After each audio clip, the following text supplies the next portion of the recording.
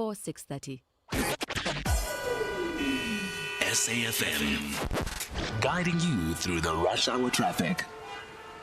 Gauteng region, no major issues at this stage. You've got the usual roadworks, Brakpan through to Boksburg along the N17, single lane sections there. And the roadworks continue along the N3 North, going up into Buccleuch and N3 South down to London Road. It will be very busy on that section of the highway again this morning. Looking okay across Pretoria, the N1 South, importantly, that high volume route coming from Montana down towards the R21 is fine. On your way to Durban, leaving Pietermaritzburg, a stationary truck between Cliffdale and Keyridge. There is the left lane closure there. And Cape Town, the big story from that side this morning is the closure of Baden-Powell Drive. Baden-Powell Drive remaining closed due to unrest at the bottom of Khayelitsha. Baden-Powell shut between the N2 highway and Walter Sisulu Road. There will be a bit of pressure on those local alternatives, particularly the N2 inbound to Spine Road and the N2 inbound to the R300 off-ramp as motorists look for those alternative routes around that closure of Baden-Powell Drive. With your traffic update, I'm Rob Byrne.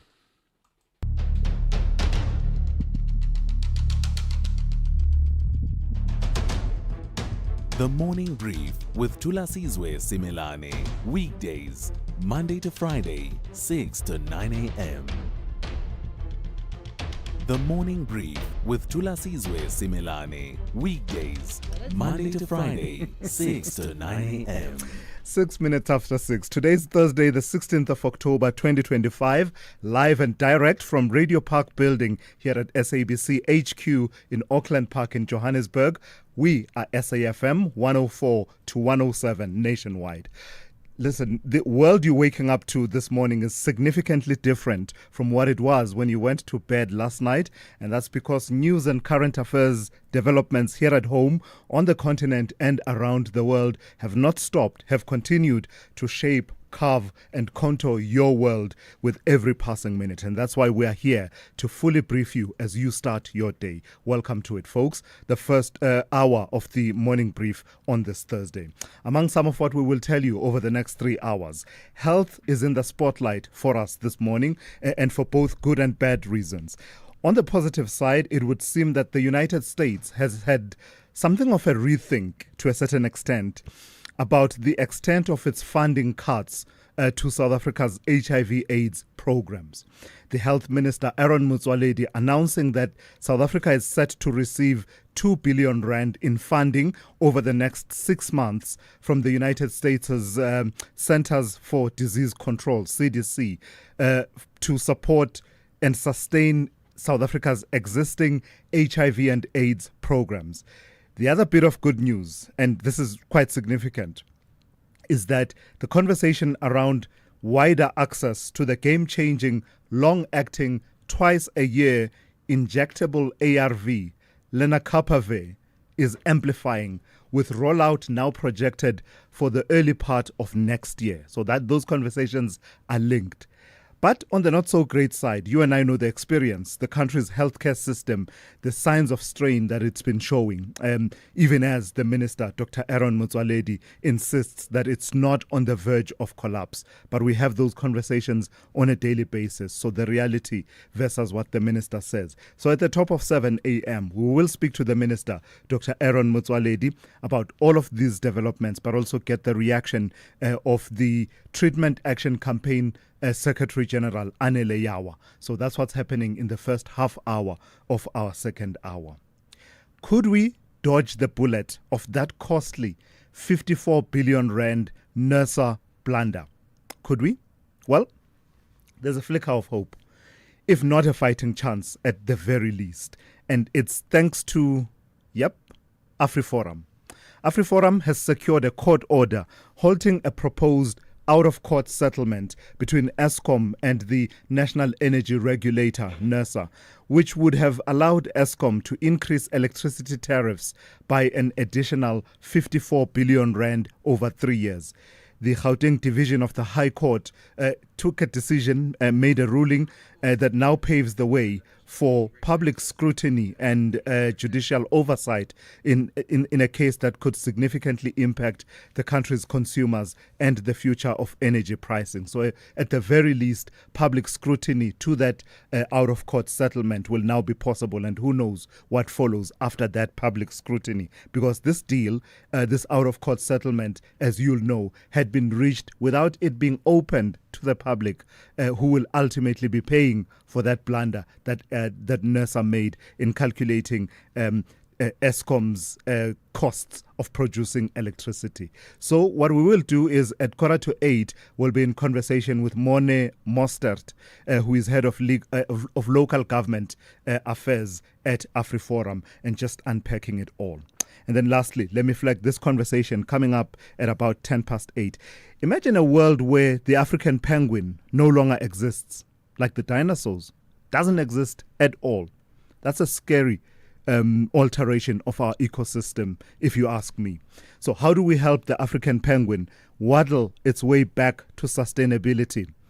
African penguins have officially been listed as critically endangered on the IUCN Red List, with experts warning that the species could disappear from the wild by 2035 if urgent action is not taken. So we'll talk to Pierre de Villiers, who is Senior Manager, Marine and Coasts at Cape Nature, and we'll be talking about the plight of the African penguin, what's brought us to this point where it is listed as critically endangered, and there's all this talk about unless we act, it could go extinct by 2035. We're told that there's about 8,700 remaining breeding pairs in South Africa. That's not great. That's not a great number. And so we'll talk about that. All these things are linked. Ecosystem suggests that, we need all of these elements, including these species such as African penguins, to continue to be sustainable as part of our ecosystem. So Pierre de Villiers will talk to us at about 8:10 to unpack it all and give us the way forward and see how we avert that plight for the African penguin. Morning brief team to your stations, please, for the takeoff. And Musa at the news desk. Rob Byrne on your traffic. Zaikan watching all things sport with Melissa Puta with the morning brief in brief coming up shortly.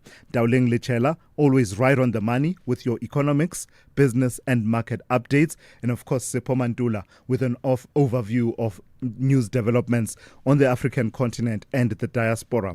And that's coming up in the Africa Update at about 20 to 7 this morning.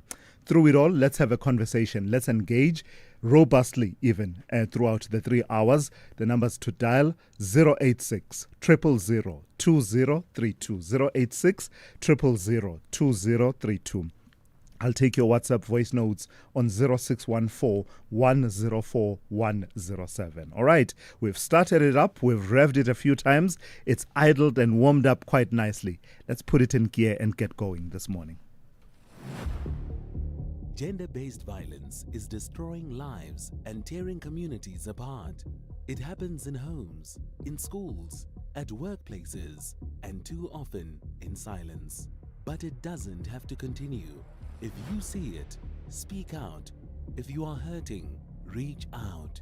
Because doing nothing is not an option. Listen to all 19 SABC radio stations for hard talk, discussions, advice, dramas, educational shows, and interviews around GBV with experts, survivors, lawmakers, and a whole country affected by gender-based violence. All on your favorite SABC radio station.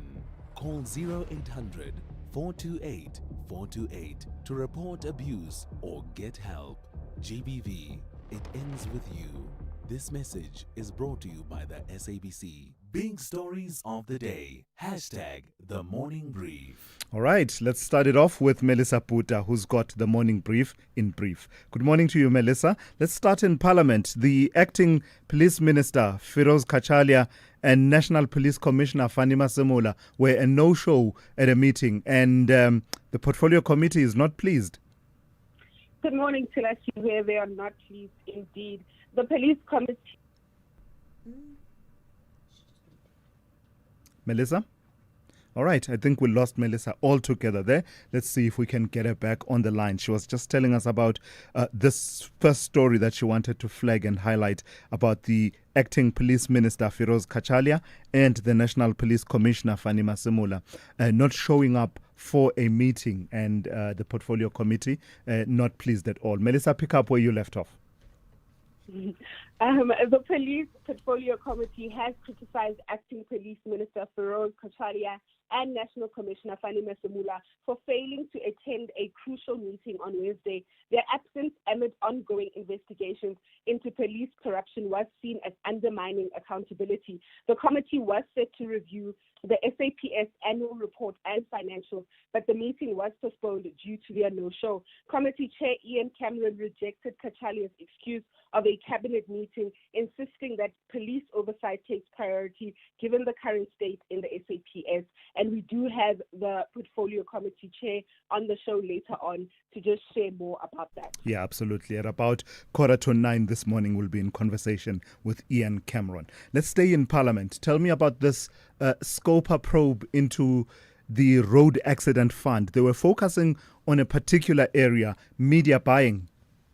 Yes, so Parliament Scopa Committee scrutinized the Road Accident Fund's media buying contract worth R1 billion on Wednesday, questioning whether the financially struggling fund is getting value for their money. RAF awarded two major tenders, 500 million to Media Mix 360 for ad placements and 500 million rand to Zinge Productions for content creation.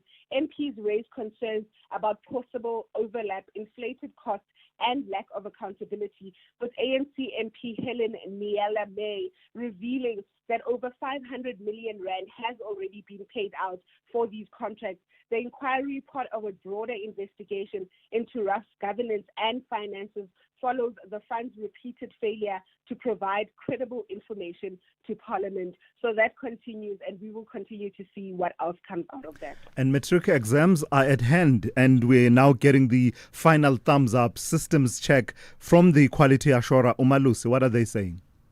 Yes, so Umalusi has approved the readiness of public and private assessment bodies to conduct the 2025 end-of-year matric exams, scheduled to begin on October 21st. Over 1 million candidates are registered across the Department of Education, the Independent Examinations Board, and the South African Comprehensive Assessment Institute.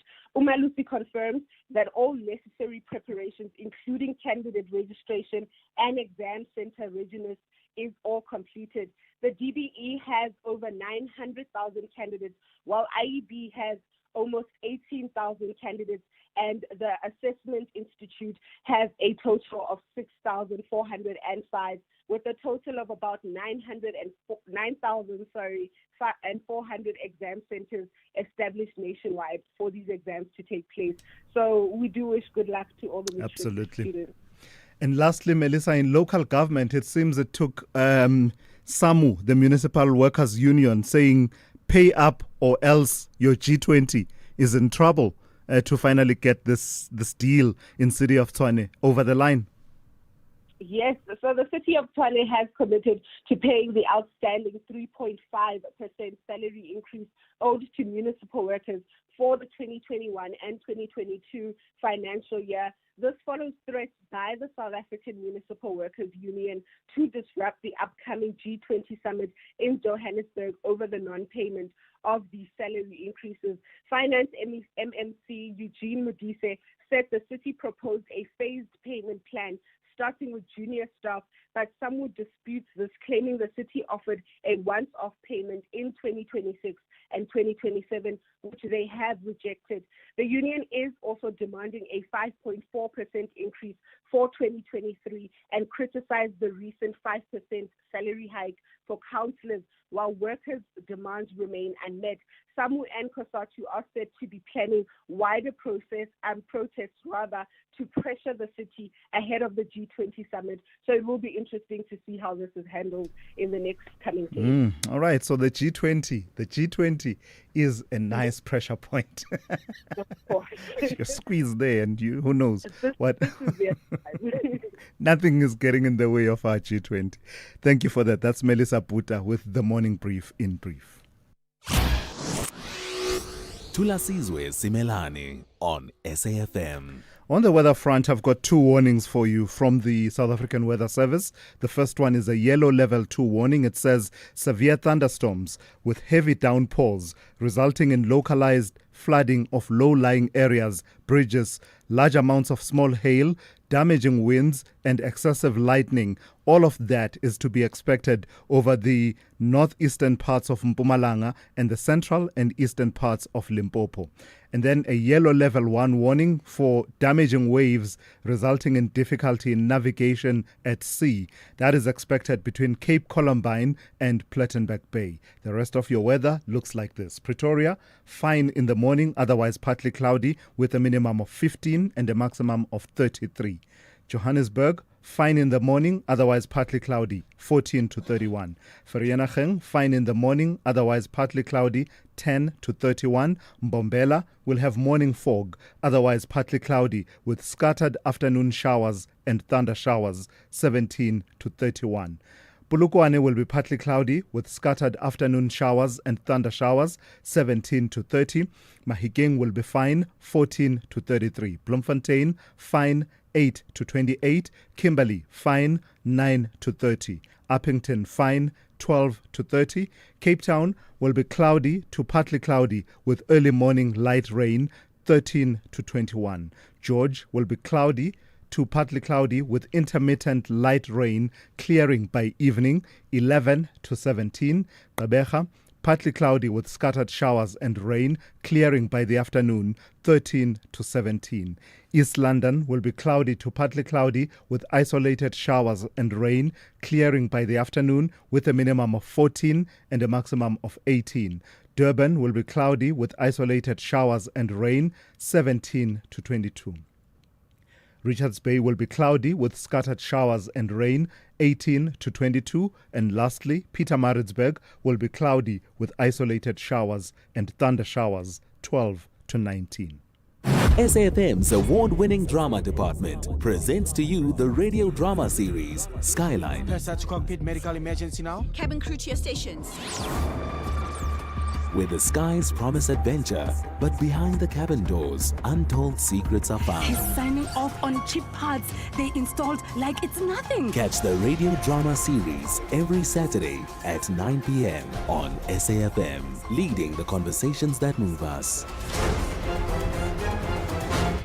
Worldview Update, bringing you closer to international or global news. 22 minutes after 6. There's been a storm of reaction around this year's Nobel Peace Prize awarded to Venezuelan opposition leader Maria Corina Machado.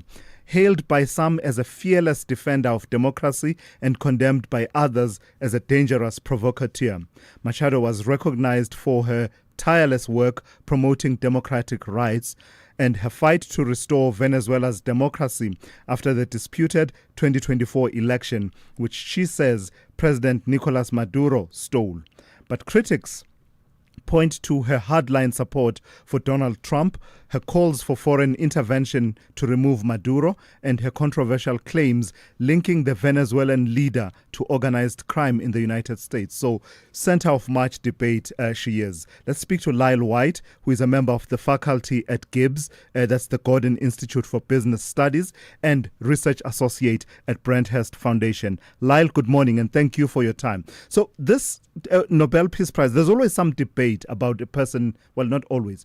A lot of the times you see debate about the awardee of the Nobel Peace Prize, but specifically with Maria Corina Machado. Tell me a bit more why it's causing so much debate.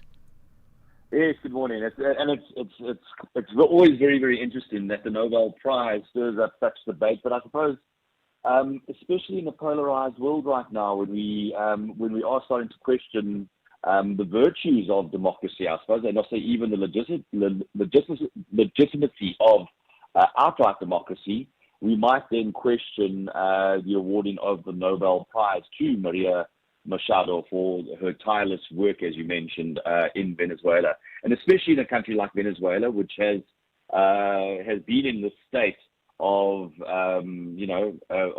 flux, but beyond flux, in the state of crisis for well over now 10 years, and maybe even beyond if you look at it economically. It's politically polarized. Obviously, there has not been free and fair elections in that country for almost a generation now, since the days of Hugo Chavez.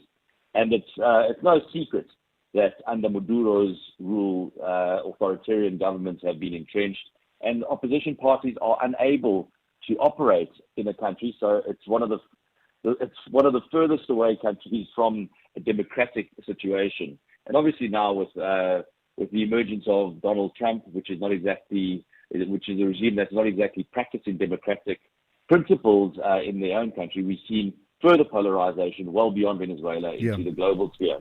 You mentioned Donald Trump there, Lyle. It's an interesting dynamic, is it not? The kind of relationship or approach that Machado has towards the Trump administration, which is talking about moving a fleet and making sure that the fleet is not far from Venezuela, and there's rumblings about possible intervention that she's not opposing and discouraging. Yeah, I found that very interesting around this. But I must admit, I was surprised, well, maybe not so surprised, to Maduro's response that she is pro-Donald Trump and then obviously pro his interventions across Latin America. Because obviously Maria Machado's struggle around democracy precedes Donald Trump, and this is something that dates back, as I mentioned, to the 2017s, etc. And so obviously she's just seeking strategic support in the Western Hemisphere as a result.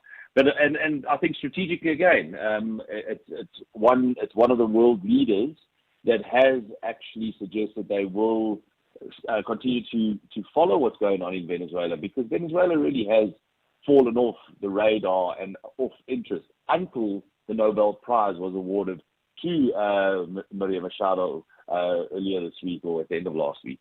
Yeah, and interestingly, also some diplomatic fallout, Lyle, with Venezuela closing its embassy in Oslo. Yes, so and what we see there, obviously, them closing these embassies in Oslo is one of the more interesting things. Venezuela's closure was not only in Oslo but also in Canberra, which are both supporters or allies of the United States and Donald Trump. And it does definitely look at Venezuela's actions as prioritizing ideological alignments over traditional Western partnerships, which is no surprise once again.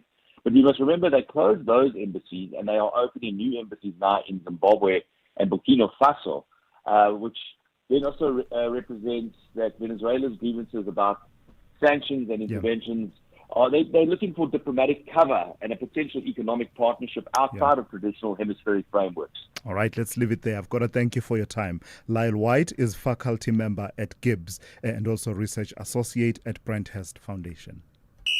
This is SAFM Sport with Zai Khan. Good morning to you, Zai. So we had a good run. The Proteas men had a good run, but it's all ended in Lahore. Yes, Lahore is where it came to a quick end for the Proteas men's squad. It was an interesting sort of, the way the Proteas went down. Nevertheless, what I can tell you is that Pakistan take a 1-0 lead in the series, and that's after 4 days of play. Pakistan winning by 93 runs. So not the outcome we had expected from the Proteas, but nevertheless, I can tell you that we will continue to go into the second test. 93 run was the victory. The Proteas were chasing 277, bowled out for 183, despite Dewald Brevis hitting 54. And we'll go now to more cricket, this time at the Women's World Cup. And it was Australia who had a bit of a fright. as well as England. England avoided a shock defeat by Pakistan in the Women's World Cup. They were saved by heavy rain in Colombo. A bowling performance from Pakistan saw England slump to 79 for 7 after 25 overs before rain stopped play. And after a lengthy delay, play resumed at 31 overs per side, with England posting 133 for 9. And Pakistan was set a revised target of 113 and made a promising start to reach 34 for the loss of no wickets before rain resumed and denied them a historic victory. Soccer now, Pyramids FC enter Saturday's CAF Super Cup as the rising force in African club football. The Cairo-based side, fresh off their maiden CAF Champions League triumph, will face Morocco's RS Berkane at the 30th of June Stadium. Elsewhere, we've got the Chelsea manager Enzo Maresca being given a one-match touchline ban after being sent off in the win against Liverpool in the Premier League. The Italian was shown a yellow card by the referee for leaving the technical area to celebrate with his players following a winner against the reigning champions this month. Now, earlier, Maresca was also shown a yellow card, and that was for a game at Stamford Bridge. It means now that he will not be in the Chelsea dugout when they travel to the City Ground to face Ange Postecoglou's Nottingham Forest on Saturday. In the meantime, Thomas Tuchel says he will speak to Jude Bellingham before selecting his squad for the next England camp in November, but he has not decided which players he wants to be involved. Bellingham was a high-profile and controversial omission from Tuchel's squad, and that was in October. And finally, tennis. Diana Schneider fought back from one set down to beat Karolina Muchova and advance to the quarterfinals of the Ningbo Open in China yesterday. That's your sport. We'll serve it up more at the top of the hour. I'm Zai Khan. Good morning, I'm Anne Musa. In the headlines, specialist investigator Mike Ballhays says he's hoping the embattled police minister Senzo Mchunu will take accountability for any wrongdoing when he appears before Parliament's ad hoc committee today. The committee is expected to grill Mchunu over his decision to disband the political killings task team. Mchunu is alleged to have links to the Northwest businessman Brown Mukhotsi, who in turn has access to crime intelligence. And Hamas says it needs help to recover bodies from the rubble of Gaza. It has given assurance that it's committed to fulfilling the terms of the ceasefire deal with Israel. I'll have details on these and other stories at 7. SAFM, guiding you through the rush hour traffic. Very good morning. Quite a serious crash coming out of Pretoria on your way down to Joburg this morning. It's on the N14, the Ben Schoeman Highway at the N1 Brockfontein interchange, just after Jean Avenue. Traffic gets fairly heavy. It's likely, given the nature of that crash, that might be a problem for some time. We'll keep you up to date with that. Roadworks on the N3 continue up at Buccleuch interchange. Traffic already slow from Marlborough Drive. Going to be another jam-packed run through there this morning, and possibly as well on the N3 South into the roadworks around London Road.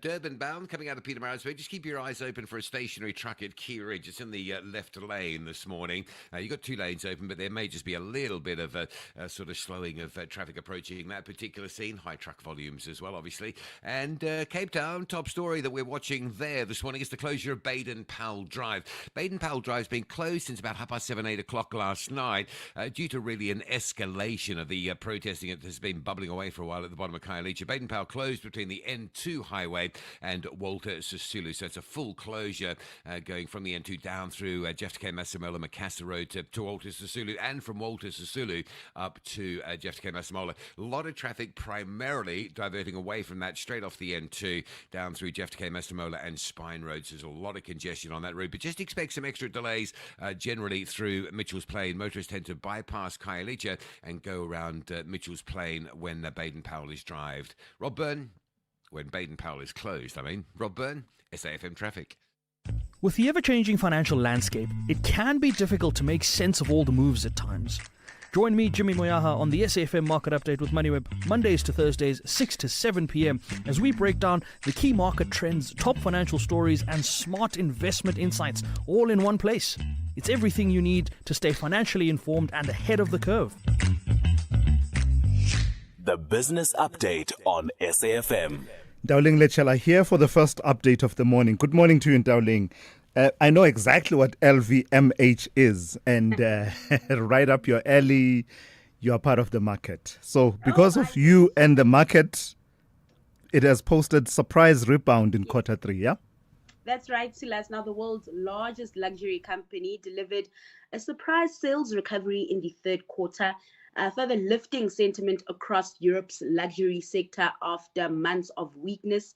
LVMH said organic revenue grew 1% year on year, ending 2 consecutive quarters of declines. Now, revenue came in at 18.3 billion euros, below last year's 19 billion euros, but ahead of forecasts. Zooming in on its portfolio, the wine and spirits division recovered after pressure from new Chinese levies and US tariffs. The selective retailing arm led by Sephora recorded 7% organic growth, with the launch of Hailey Bieber's Road Beauty line described as record-breaking. Analysts in the meantime hailed the results as a turning point. Citi called them a ray of hope. Bernstein said LVMH beat across all divisions, and RBC lifted its target to 575 euros, saying the group offers the right risk-reward profile for a gradual luxury recovery into next year. Markets also liking the update, with shares closing 12% higher in yesterday's session. And let's not assume, Dowling, that everyone is on board. LVMH, spell it out for us. So L is for Louis Vuitton, Louis Vuitton with the V. M is for Moet, and H, of course, for Hennessy. Yeah, all the luxury items, all the listed, luxury items, all in there in one name. And of course, I'm 2 for 2 this morning because I also know who AECI are in the mining and chemicals sector. Tell me about their CEO unexpectedly quitting.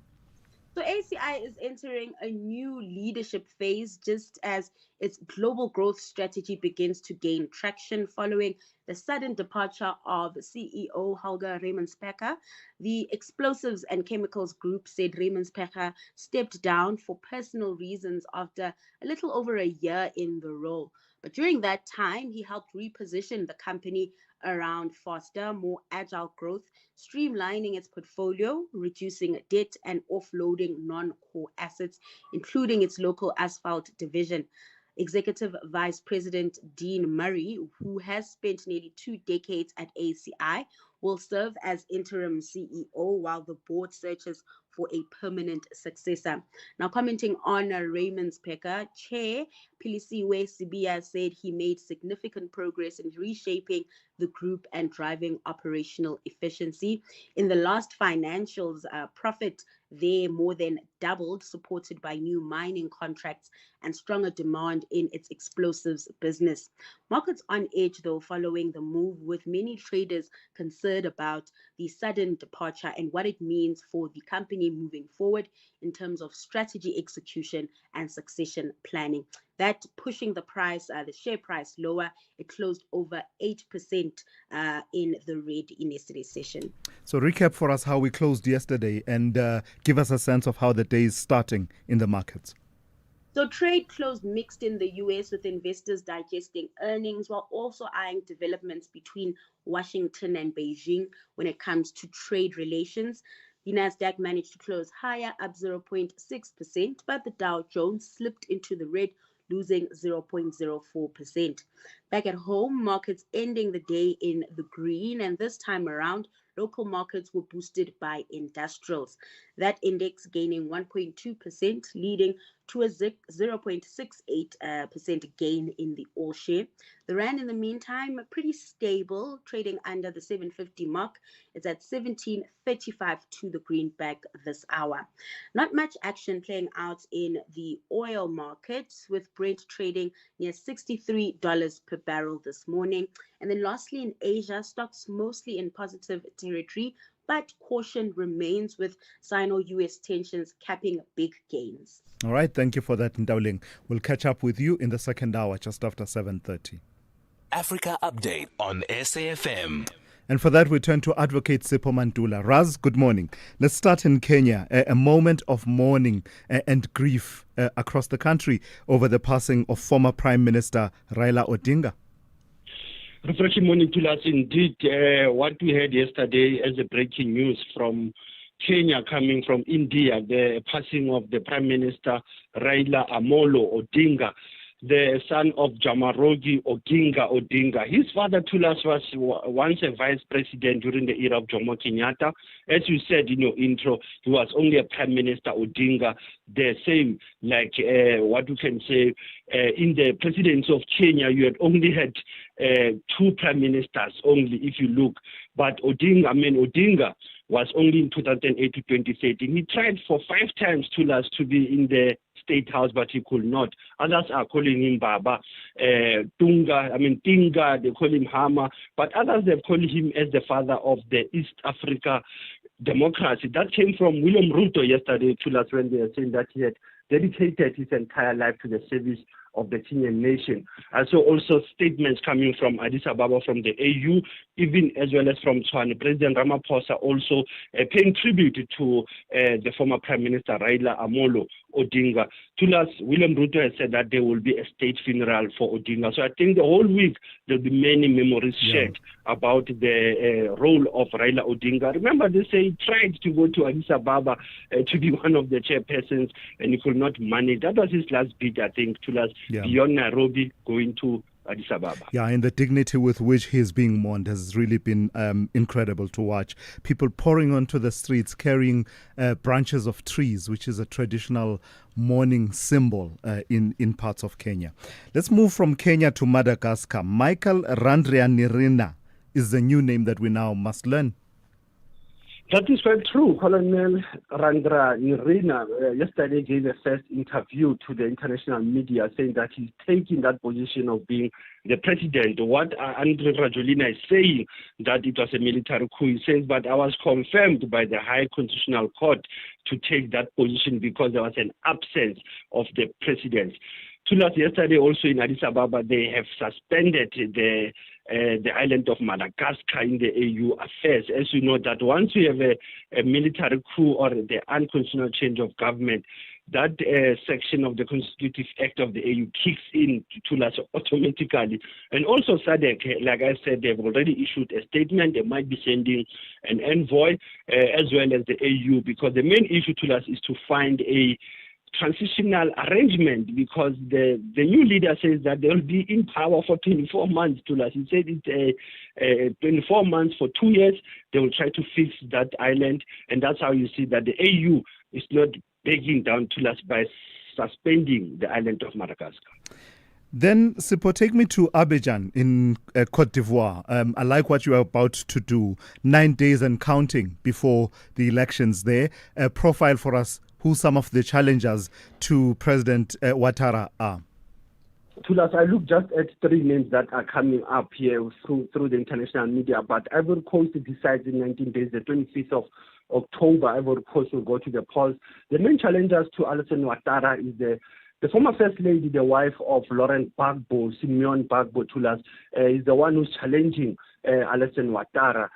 Simone Gbagbo, remember, he was arrested with Laurent Gbagbo in 2011 for the post-election violence that happened, but he was acquitted by the International Criminal Court. Hence, he was able to come back and challenge those elections. So even if Ouattara was granted amnesty in 2018, we still see he's back into office. Jean-Louis Billon, who has a coalition of more than 18 parties. He's a former trade minister who is also contending for this election. He is working under the shadow of the one who was not allowed to contest, Tidjane Tim, who's also one of the leaders in Ivory Coast. The last one, Tula, that I think is also important to say, because he was in the government of Laurent Gbagbo, is Ahou Don Melo. Ahou Don Melo was a spokesperson for Laurent Gbagbo during the crisis of 2010 and 2011, but he's running this year as an independent. Those are 3 names that are coming up to us as we are looking at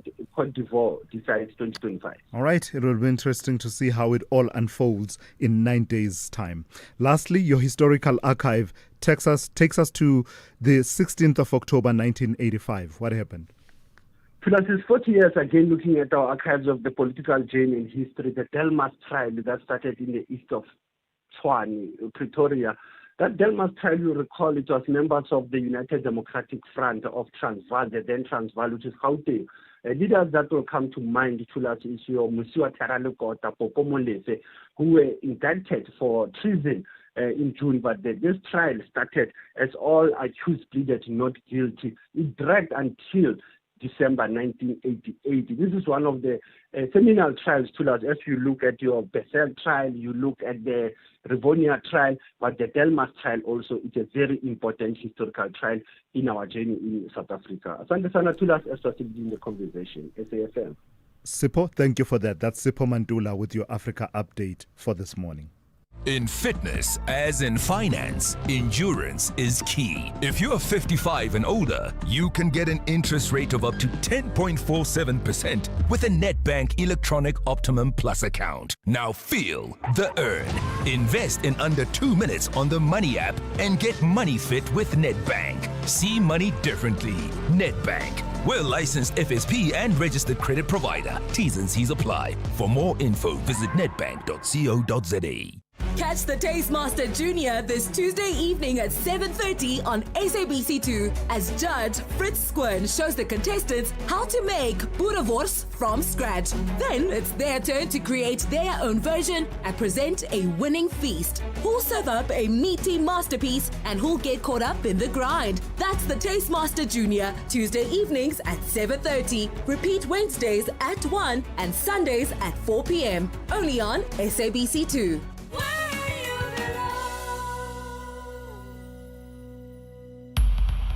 Thulasizwe Simelane on the Morning Brief. Weekdays, Monday to Friday, 6 to 9 a.m. All right, before I go to the next story, I do need to put on the record reaction to one of the stories that Melissa covered in the Morning Brief in brief. That has to do with the commitment by the city of Tshwane to pay that salary increment to workers, that they've now reached that point where they've made that commitment to pay that salary increment from a couple of years ago. So the City of Tshwane spokesperson, Selby Bokaba, reaching out and saying that the correct figure, the City of Tshwane councillors, in terms of that agreement, received a 2.5% salary increase and not 5%. So that's the correction that Selby Bokaba wanted us to put on the record. City of Tshwane councillors received a 2.5% salary increase and not 5%, according to the City of Tshwane spokesperson, Selby Bokaba. Right, let me move on. The Portfolio Committee on Basic Education raising serious concerns about systemic inequalities and operational failures in the Free State's education sector. After an oversight visit to several schools in the province, the committee highlighted what it says are discriminatory hiring practices, language policy biases, decaying infrastructure and severe staff shortages, all of which they say are undermining the quality of education, particularly for disadvantaged learners. Let's speak to Joy Maimela, who is chairperson of the Portfolio Committee on Basic Education. Good morning to you and thank you for your time. I know that part of the tour that you did took you to parts of the Free State, including Lijweleputswa district. Tell me what led you to these conclusions. Which schools did you visit? I know you visited a number of them that then led you to forming the view that the province faces these problems that you are listing. Thank you very much for having us this morning. Indeed, we are undertaking a week-long oversight visit as a portfolio committee, and there is various schools that we visited in the Lijweleputswa district. We started in the morning on Monday with a school in your location in Welkom. So there's a school we visited called Welkom Vol School, and we visited a school, a farm school in the vast scarce areas of Welkom area. And indeed, as you have mentioned, that there is various challenges that we actually observed as a portfolio committee, and one especially in the Welkom Volk School. it's that issue of the medium, the Afrikaans medium language being used, being the language policy of the school, and as a result, that language policy becomes a discriminatory because then it creates barriers to parents of learners who are from other home languages, mainly African home languages. And this is actually very rampant around your former Model C schools, around Welcome area, and this with this 3 days that were in Fezile, there is also those instances. What about the language policies and their manifestation makes them to be out of kilter with what we ordinarily have, Afrikaans medium schools, English medium schools? What sets them apart in a manner that perhaps goes beyond what is provided for instance, in the recently passed Basic Education Laws Amendment Act? What sets these schools apart is that these are historically your white-only schools. Now, they are located in your sort of suburbs or cities, and the demographics, the population demographics in these locations have drastically changed. So if you look at statistics and you look at the demographics, you find that there is a whole lot of about 37% or even more of the population that can't access that school. So you find there is black parents who stay, let's say, 5 kilometers or 10 kilometers from the school, and they can't access the school because of the language policy. Now, that then translates also into their recruitment practice. So they are very specific that they want teachers who can speak Afrikaans. As a result, if you look at their teachers' component, it's 90% white. So black teachers who can teach other subjects can't access the school. So what sets them apart and what the Basic Education Amendment Bill is trying to do is really to deal with that, to say it can no longer be a decision of the SGB alone. The language policy and the admission policy cannot only be determined by the SGB, but they should be scrutinized if they are not discriminatory to other parts of the population within that district. So we are... Complete that point. So what we are doing, we're saying to the department, and that's what we've instructed as a portfolio committee, that they should review these language policies and they should take into consideration the demographics where the schools are located. But on the other end of the spectrum, you encountered infrastructure problems, social challenges, and staffing issues, especially in areas around Velkom. Tell me a bit more about how those manifest and perhaps some of the root causes that you identified. Indeed, we did. There is serious infrastructure challenges that we've observed. One is there are schools that are very old, so they are dilapidated. But as well, the maintenance allocation, because the maintenance allocation in terms of the policy of the department is 1% of the standards and norms that the school receives. And that 1% is inadequate. So, for example, a school would have just 17,000 for the entire year as a maintenance budget.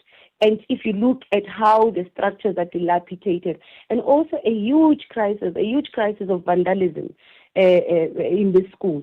So really you find that the school leadership can't cope with maintaining the school infrastructure with the limited and that small budget that they are allocated. All right, let's leave it there for this morning. Thank you for your time. Joy Maimela is chairperson of the Portfolio Committee on Basic Education. SAFM, guiding you through the rush hour traffic. Good morning. Let's just get you an update on the situation coming out of Pretoria down through Centurion this morning. We're talking N14 Ben Schoeman Highway. A very serious crash at the N1 Brockfontein interchange. Just after Jean Avenue, you will sit in some pretty heavy traffic going down into that. If you know your sort of reroutes through the area, might want to get onto those this morning.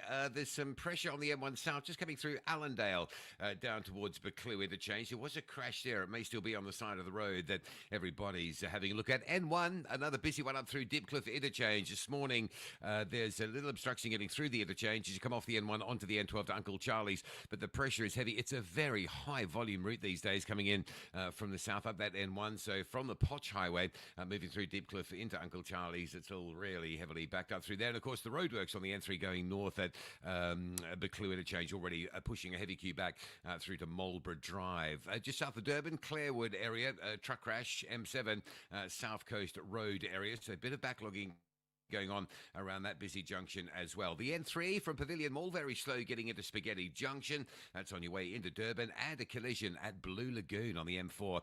Looks like it's northbound, but southbound there's some pressure on that high volume run in from the Umhlanga side as well.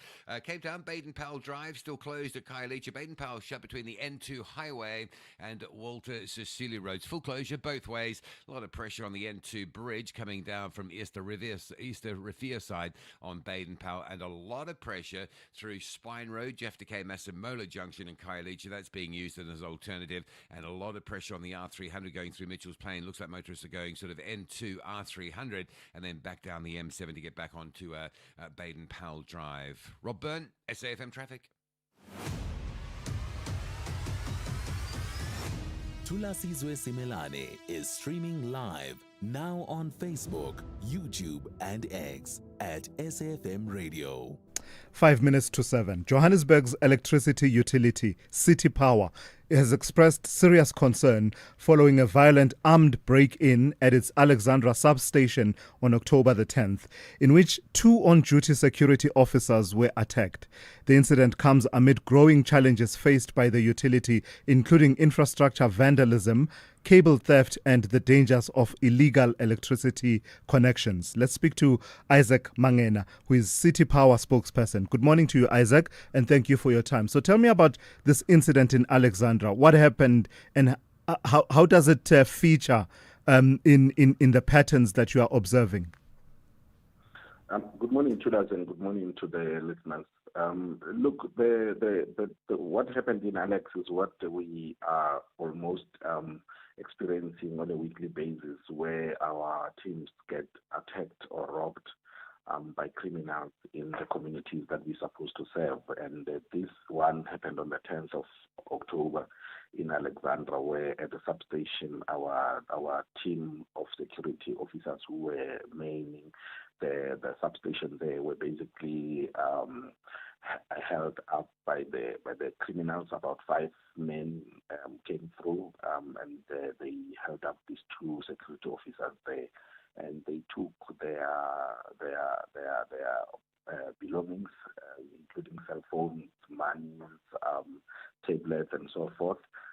The aim also, we believe, that was to also try to get through to the substation where there are copper cables and other available infrastructure.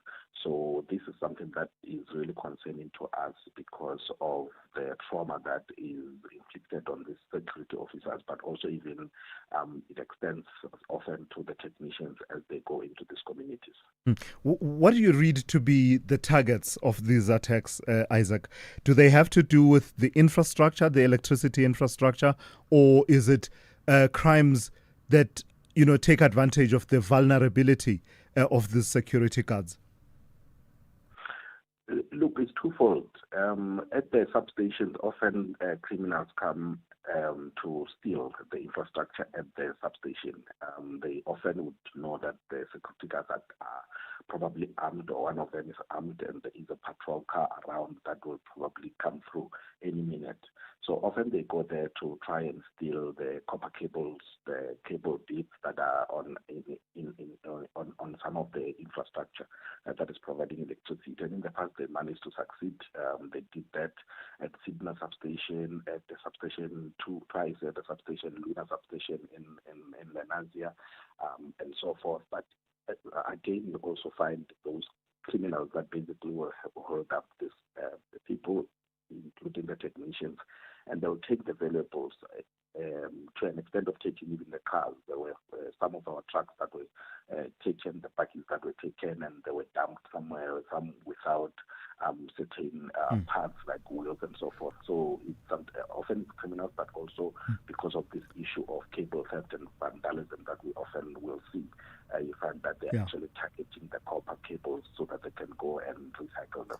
So it seems to be a kind of, I don't know, at some point we might end up needing to categorize it as a kind of particular crime that has to do with the electricity ecosystem, because the other elements you are dealing with at the same time are issues to do with illegal connections. All of that put together, what is the impact? Look, the impact is huge because it means that we're not able to operate optimally. So there are certain areas within Johannesburg where we have actually cut off, deploying teams to go and fix and restore electricity at night because of these kind of instances. So our teams, when they go in, they get robbed, they get harassed and so forth. So we ended up saying, no, these areas are hot zones, areas like Alexander in particular, areas in the inner city, GP town, areas in the Lemazia side and Soweto. We are not responding at night, and that means that if there is power outage from 6 o'clock or 7 o'clock, you will only be attended to the following morning, and that is not how electricity service is supposed to be done. But the trauma that is inflicted on the staff and the team, it's huge to an extent that they actually are now starting to be scared even during the day to basically respond to some of these things. But overall, even in terms of the economic impact, when cable is stolen and underground in the inner city, it can take about 7 days for that to be restored, and the businesses within the inner city means that they are not able to function properly. Essentially, the infrastructure task team that was formed by the president has been assisting a lot, but I think there's a whole lot of things that really needs to be done so that they can do more in terms of the patrols, in terms of the visibility, so that we can be assisted as well, so that we don't spend much money on security than on the service that we're supposed to provide as electricity engineers. All right, I've got to thank you for your time. That's Isaac Mangena, who is City Power spokesperson. Brings us to 7 a.m. Let's go straight to N. Musa. Outsurance is in the business of saving you money on your car insurance premium. If they can't, ask for 500 Rand. SMS out to 30754. That's out to 30754.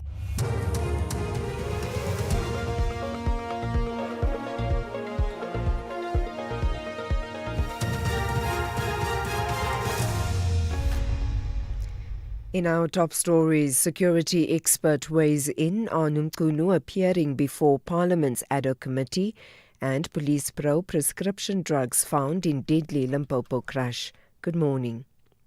Security expert Mike Bolhuis says he's hoping the embattled police minister, Senzo Mchunu, will take accountability for any wrongdoing when he appears before Parliament's ad hoc committee today.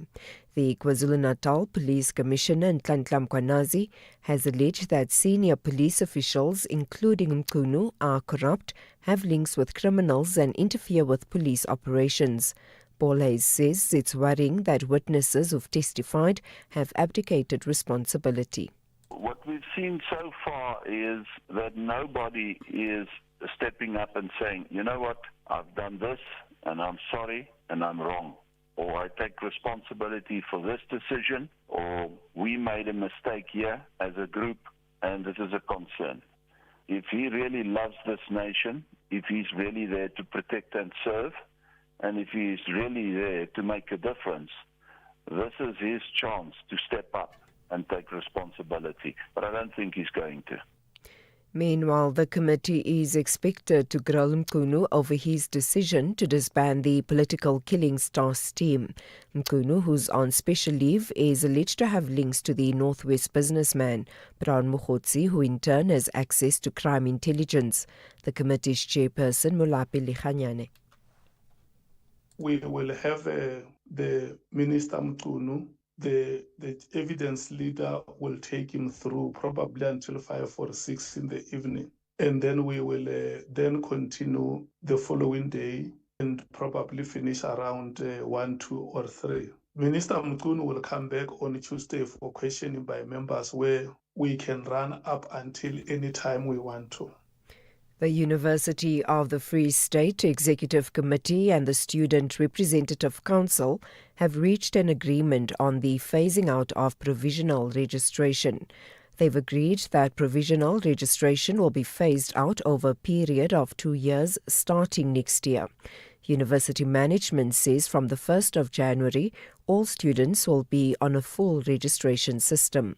Classes have been suspended on all the 3 campuses following student protests against the phasing out of provisional registration.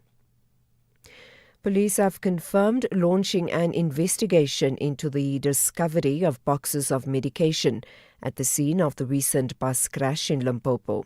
43 people were killed in the crash, which happened on the N1 outside Louis Trichardt on Sunday. The driver of the bus, which was carrying 91 passengers, allegedly lost control of the vehicle. It then rolled down the valley and overturned. Police say it's a crime to possess certain scheduled medicines without authorization.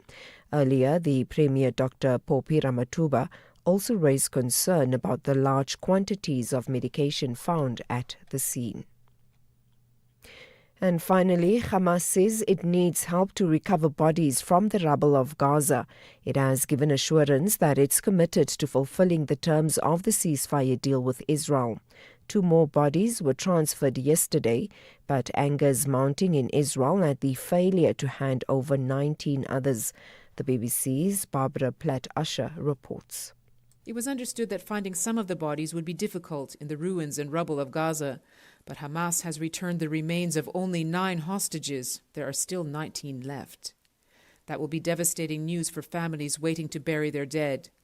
The ceasefire feels uncertain. The U.S. president said he'd consider allowing Israel to resume fighting if Hamas failed to honor its terms. The Israeli defense minister instructed the military to draw up a plan on how it would do so. But U.S. advisors said they were hearing Hamas intended to stick to its pledge to return bodies. There are many people who want this to work.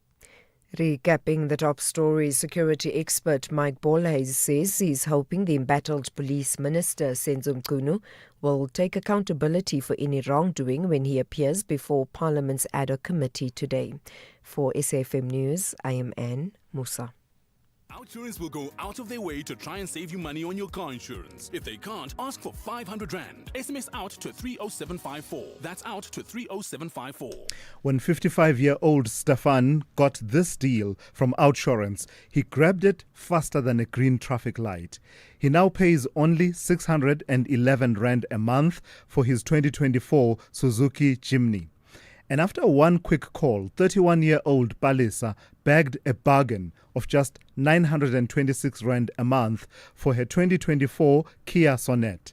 Ready to get more out of your car insurance? SMS out to 30754 today.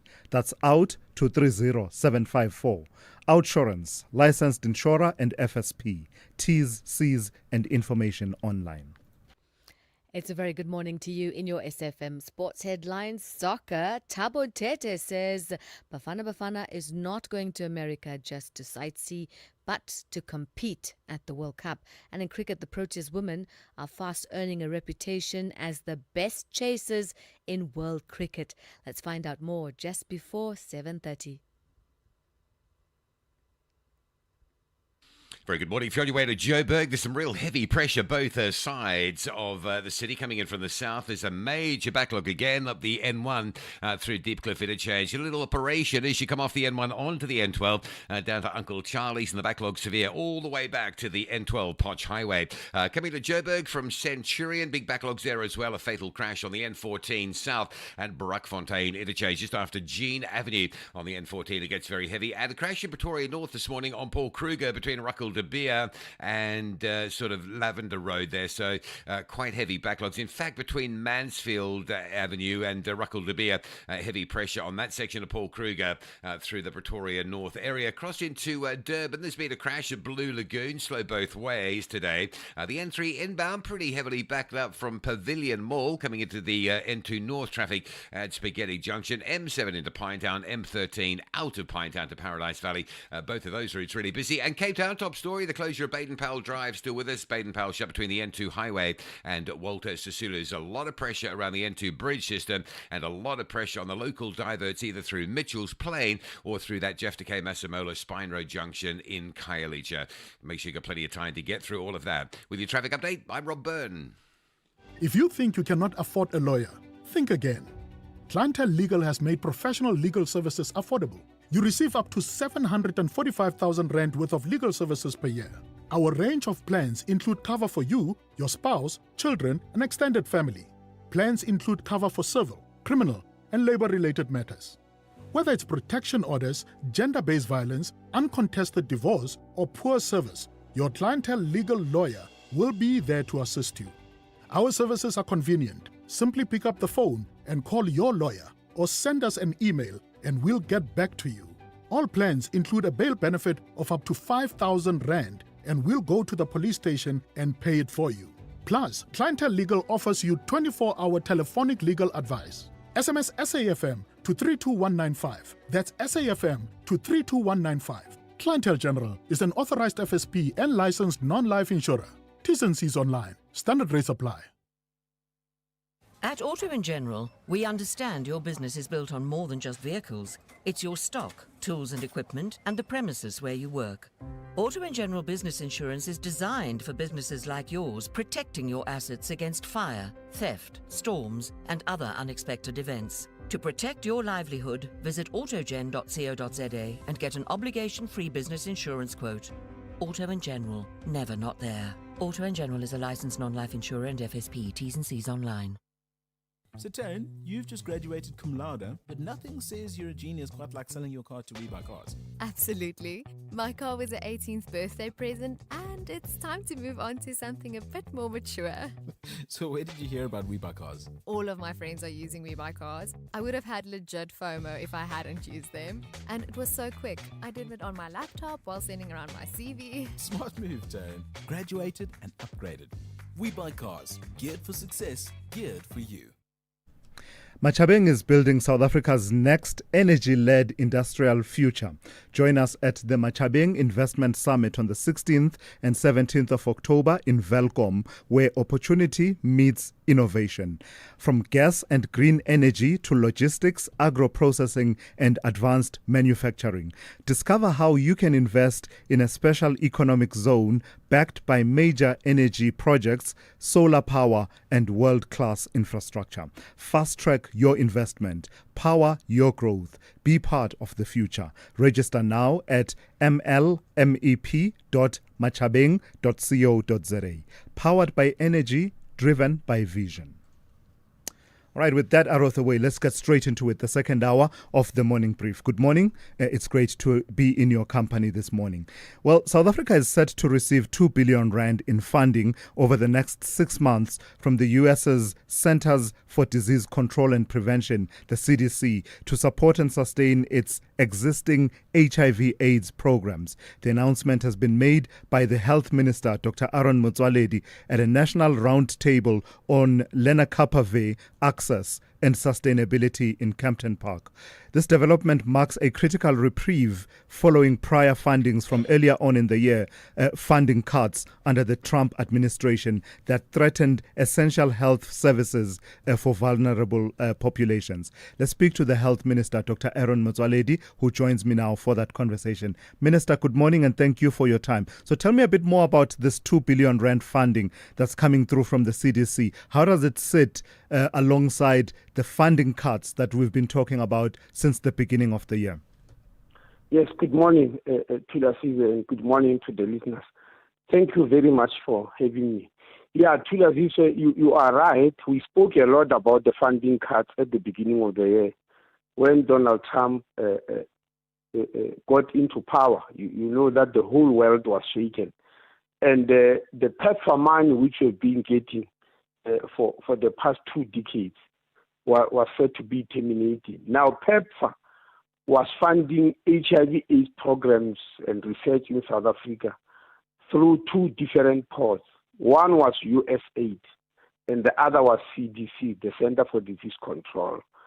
The USAID money, as you know, was cut even in the US. USAID was closed down completely. So the monies that were distributed all over the world, including for us to fight HIV/AIDS, which came through US aid, was cut off. The other pot of money came through CDC, the Center for Disease Control. That one was not cut off immediately. They said it will expire only at the end of September this year. So it did expire because September 30th has already passed. But US seems to be having a change of heart. They met us about 3 months ago in a team led by the Child Defense. They told us that the US seems to be approaching the whole PEPFAR card differently. They are going to give a transitional period. In other words, they are going to give countries around the world a period of transition and say PEPFAR money was never meant to be permanent, which we accept, but then put some countries in a transition for 1 year or 3 years or even 5 years, after which PEPFAR is cut for altogether, rather than in the manner it was done in February this year, as you remember, which was abrupt. So they said while they are still working on that system to inform countries that we have got 1 year or 3 or 5. Now I think they did not finish that program. And so because September has already ended, it means we are all in trouble. So instead, they gave us this 2 billion rand up to the end of March to continue the programs which were supposed to terminate under CDC in September. To say we are giving you 2 billion rand for them to continue up to the end of March. And we believe during that period, they will have informed countries about this transitional period. Does the acceptance on our part of this funding come with an acceptance as well of the difficulties that we faced and the funding gap that was left by the cutting of the funding for PEPFAR programs, particularly as they relate to vulnerable populations, sex workers, people, the LGBTQI community, as well as men who have sex with men, that kind of a mix that's been at the forefront of the conversation? You are aware that the Trump administration has got problems with such people. They did not define it, but they actually in the letter they wrote to us, which was signed by the Child Defense, they actually outline the CDC area. I mean, the CDC money, the area where it must be used, is usually existing programs in the districts. And of course, I haven't seen in those programs anything about SMS or sex workers, etc. It's programs that were funded by the CDC in particular districts in the country and specific for those areas. All right. So let me ask you about Lenacapavir, because all of these comments were coming through at a conversation about wider access on Lenacapavir. Where do we sit with that conversation? Are we looking at a rollout coming through imminently? Yeah, let me first explain, Thulasizwe, that I took the opportunity of the roundtable on Lenacapavir to make this announcement about 2 billion, if you understand what I mean. Yes. They were not related at all, except that they are relating all to HIV. But there were two different programs. But because there was a roundtable where there were stakeholders, all the stakeholders, researchers and international partners who were in one room, and the media was there also, from various media houses. I thought, let me take this opportunity also to announce about these funding cuts, which were troubling people. So I made the 2 billion rand. But the roundtable was not called for that. I just wanted to clear that. It was called for Lenacapavir rollout. So you started with the opportunity that I took. So let's go to the main thing, which is Lenacapavir. Yes. We had called the roundtable to discuss the rollout of Lenacapavir when it arrives in the country and when it gets registered, because it's not yet registered in the country. But a lot of developments have happened. Lenacapavir is is an injection which is given twice a year which in trials has shown that for women, for young women especially, if they take that injection 2 times a year, they are guaranteed 100% that they will never get HIV positive, no matter what. And for men having sex with men, if they take that injection, they are guaranteed 96% chance of never contracting HIV. Now, as you can see, Thulasizwe, that's a game changer altogether. At the moment, what we are using is oral PrEP with all its problems. So this injection is very convenient, is very effective, and is very efficient, and is taken twice a year only. So we are preparing for it because people need to know that something like this is coming. But there were other announcements, things that we wanted the people, the country to know. Lenacapavir already exists in rich countries like the US. Mm-hmm. They are not using it as PrEP, that means as prevention. They are using it as treatment, but it's notoriously expensive. Yeah. It costs $28,000 per person per year. $28,000 translates into close to $500,000 rand just for one person. Yeah. You can see it's beyond the reach of any African country. I guess, Minister, what I wanted to confirm is the timelines. Are we looking at a public sector rollout by as early as April next year? We are hoping so, Thulasizwe. Okay. I was trying to explain how we arrived there. Yeah. Yes, it is notoriously expensive. We cannot afford it at all. I don't think any African country or any country in the global south, for that matter, will. Now, the Global Fund, I'm sure you are aware, the Global Fund that has been established also 2 decades ago to fight HIV, AIDS, TB, and malaria. They stepped in, negotiated with the country that produces, the pharmaceutical company called Gilead, which is in the US, which manufactures lenacapavir. They negotiated with them to give them at a reasonable price at least 2 million doses. To 2 million doses to be shared by about 26 countries which are poor. That includes South Africa, from which we have been given a quota of, I think, 488,000 doses. 488,000 people, which will be about 900,000 doses. Right. Those will arrive in December, provided SAPRA, which was in the meeting, has registered the drug, and they are busy waiting around the clock to register the drug. Now, once it arrives, we believe by early next year, we must start rolling it out. And it's better that we start preparing right now. So that's true. Now, in the meantime, what will happen when these 2 million doses are exhausted? Which is a good question. Now, during UNGA, the United Nations General Assembly, when we were in New York in September, the Clean Health Access Initiative, together with UNITAID, and the VET RHI, they came together with a pharmaceutical company called Redis, Dr. Redis Laboratories, whereby Dr. Redis was given a voluntary license to manufacture a generic that will not sell at 28,000 rand, but at $40. At $28,000, but at $40. Which is a big revolution. Yeah. It's a 700 rand reduction in prices, which is unprecedented. Yeah. So that will come in 2027. All right. So meanwhile, early next year, we start with these 488 doses. When they finish, the new generic will be coming in the market and will be able to cover everybody. Thank you for your time. I have to leave it there. I'm completely out of time. That's the Minister of Health, Aaron Motsoaledi, outlining some of those developments. And while we were talking to the Minister and listening to the conversation, is the Treatment Action Campaign's General Secretary, Anele Yawa, who joins me now. Good morning to you, Anele. You heard there the Minister going over some of the themes that came through at that, round table on lenacapavir. So I guess let's start with the announcement of this 2 billion rand and this sort of change of course, slightly, albeit slightly, around funding from the United States. How important a move is that?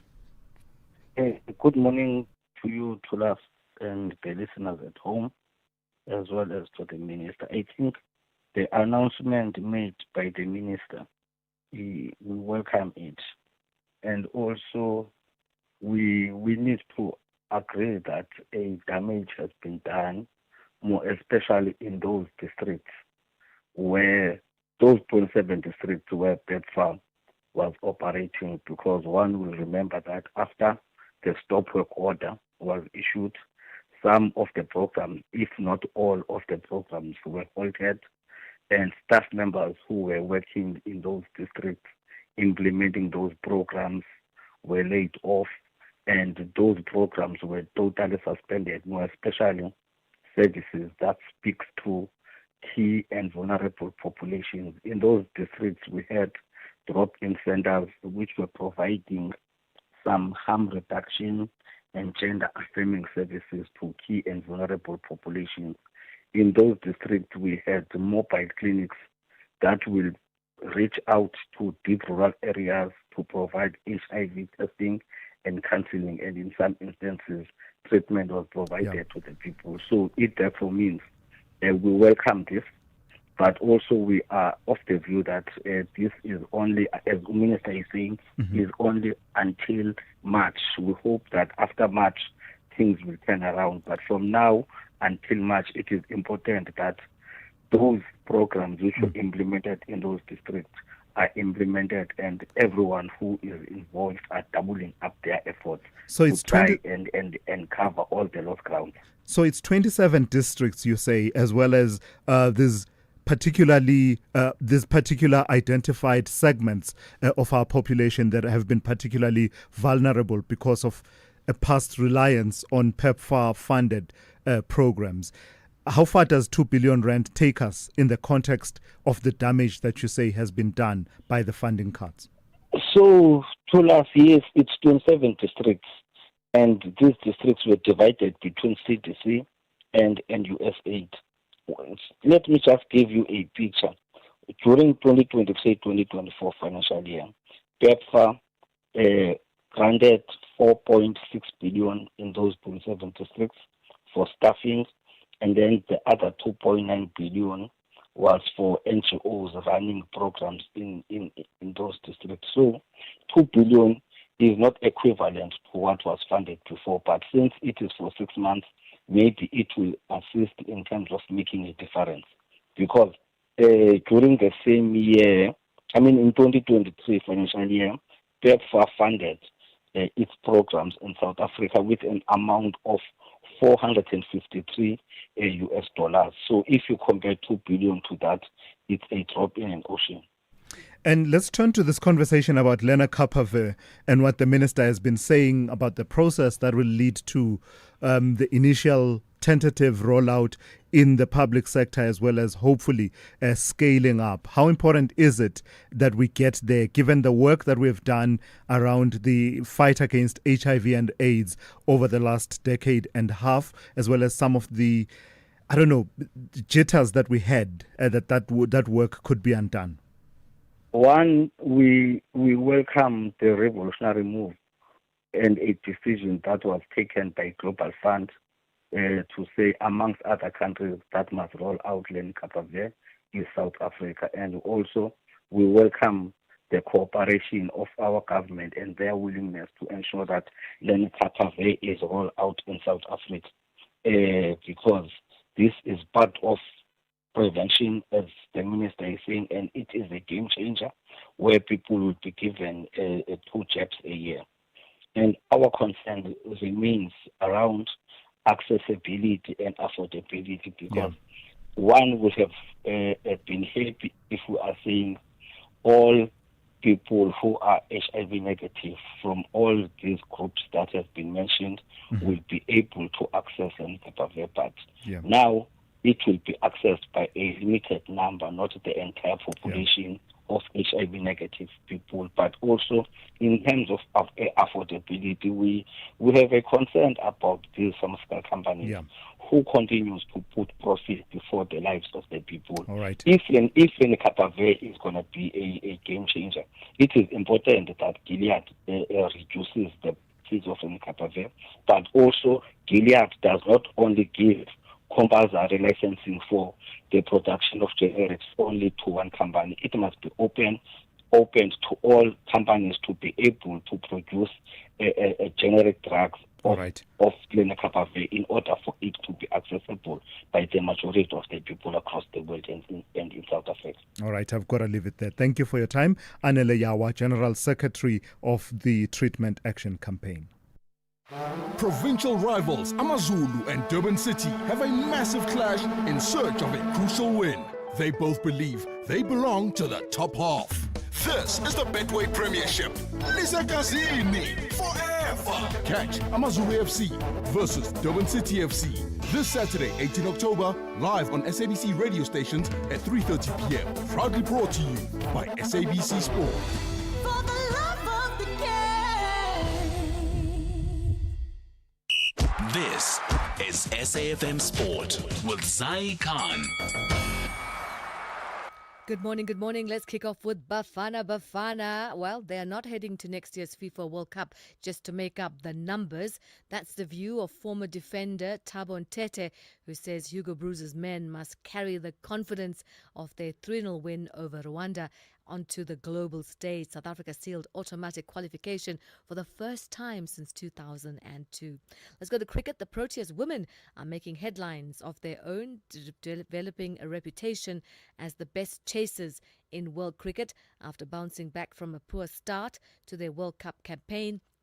Nadine de Klerk's finishing power has been central to their resurgence, helping South Africa chase down India and Bangladesh in thrilling fashion. In the meantime, Pakistan have ended the South African men's 10-test winning streak with a 93-run victory in the first test in Lahore. The Proteas, chasing 277, were bowled out for 183 despite Deval Brevis hitting 54. Spinner Norman Ali claimed 10 wickets in the match, while Shaheen Afridi struck late with reverse swing. The defeat is South Africa's first in the new World Test Championship cycle, with the second test starting on the 20th of October. On to tennis action, the top seed Mira Andreeva was stunned at the Ningbo Open in China after Zhu Lin fought back from one set down to claim a 3-set victory, 4-6, 6-3, 6-2. Next up for Zhu is a tie with another Russian youngster in Diana Schneider for a place in the semi-finals. And finally, motorsport. Mercedes Formula One boss Toto Wolff said that the final announcement will be that George Russell and Kimi Antonelli would be staying with the team in 2026, and that confirming the driver lineup was always just a matter of when and not if. Yet for some time this season there's been much doubt as who will be driving for the former champions next season. The spectre of Max Verstappen was the one that was heavily posted, but Mercedes drivers say a fair portion of that was not true, and it was George Russell and Kimi Antonelli who made the final cut. And that's your sport. We'll be back in the fast lane, top of the hour. I'm Zai Khan. Good morning, I'm Anne Musa. In the headlines, security expert Mike Bolhayes says he's hoping the embattled police minister, Senzo Mchunu, will take accountability for any wrongdoing when he appears before Parliament's ad hoc committee today. The Aeronautical Rescue Coordination Centre has confirmed the pilot of one of its two light aircraft that disappeared yesterday has been killed. The aircraft was located in the west of Howick in KwaZulu-Natal.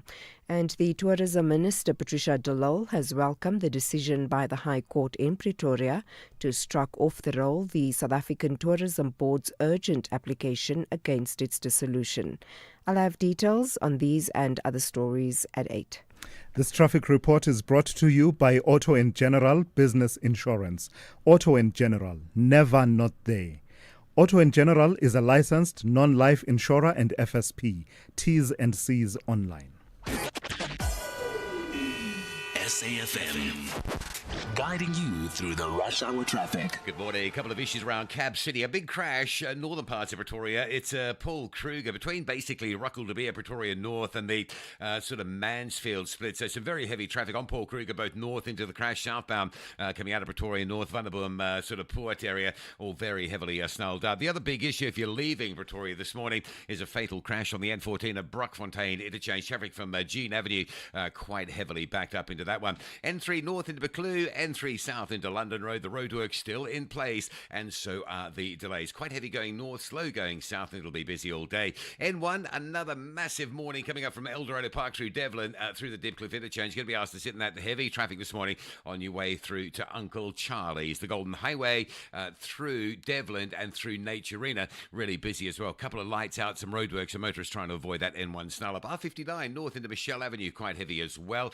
Durban, the N3 inbound coming through from Paradise Valley, very heavy this morning. Unusual backlogs from the M13 split all the way down in towards Spaghetti Junction. There's also some queues going south towards the Higginson Highway. That's pretty unusual as well. Cape Town, Baden-Powell Drive closed at Khayelitsha due to protesting. Big traffic diverting locally, particularly around that Spine Road, Jeff Decay, Masemola Junction in Khayelitsha. Some heavy traffic as you divert away from Baden-Powell. With your traffic update, I'm Rob Byrne. The traffic report was brought to you by Auto and General Business Insurance. Auto and General, never not there. Auto and General is a licensed non-life insurer and FSP. T's and C's online. The Business Update on SAFM. Good morning to you once again in Dowling. Let's talk retail sales. You're saying that their growth moderated slightly, but they're still growing, are they? Dowling? All right. We seem to be battling. We'll come back to Dowling in a moment. I don't know what's going on with that line. Dowling with the second update that will be looking, among other things, into retail sales for the month of August. Let's try it one more time. Let's see. Dowling, do we have you? No. All right. We'll dial Dowling back to get that update from Dowling. Still to come in the next few minutes, actually. I'll be in, of course, I'll start by taking your calls on 086 000 2032 or your WhatsApp voice notes on 0614 104 107. But also coming up a bit later within this half hour, I'll be in conversation with Morne Mostert, who is head of local government affairs at AfriForum. This after, of course, they secured a court order that has now halted the proposed out-of-court settlement between Eskom and NERSA, which is going to cost all of us an extra 54 billion rand in tariffs. So that conversation coming up a bit later within this half hour. Third time lucky, and Dowling, do we have you? Yes, I'm here. Can you hear me? Aha, finally, yes. Tell me about retail sales. You're saying that their growth has moderated somewhat in August. Mm-hmm. So consumers have continued to add items into their shopping bags, but at a slower pace, and that's as retail sales moderated in August, rising only 2.3% on an annual basis from growth of over 5% in July. Surprisingly, the growth was supported by strong hardware and DIY sales. Economist at Investec, Laura Hodes, added that confidence among hardware retailers picked up during the third quarter, noting that consumers remain selective in their spending. Now, sales in that segment jumped 9% during August. The selective spending also reflected in the monthly changes, where sales actually slipped down 1.2% when comparing month-on-month sales from July to August. Now, while inflation and interest rate relief have softened pressures on consumer, according to Pay Inc., formerly known as BankServe, real take-home pay rose only 1.5%, leaving many consumers reliant on short-term credit. Now, looking ahead, Hose expects a gradual improvement, especially moving into the fourth quarter with Black Friday and the festive season approaching, but warns that consumers remain cash-strapped and might use credit for most of their purchases. So that's an interesting insight among all of that, what that you said. So you're saying hardware and DIY is driving it. Are you a DIY person yourself? I am DIY. I love building things, painting things. I'm that person. I'm sure I contributed to that 9%. Oh, okay. No, I can't do DIY to save my life. Can't do it at all. Let's talk about DHL. Tell me about them and the investment that they're earmarking. Some 6 billion rand, yeah? That's right, Silas. And that's 6 billion rand directed into the continent to capitalize on rising trade and logistics demand, with just over 1 billion rand earmarked for South Africa as port performance improves.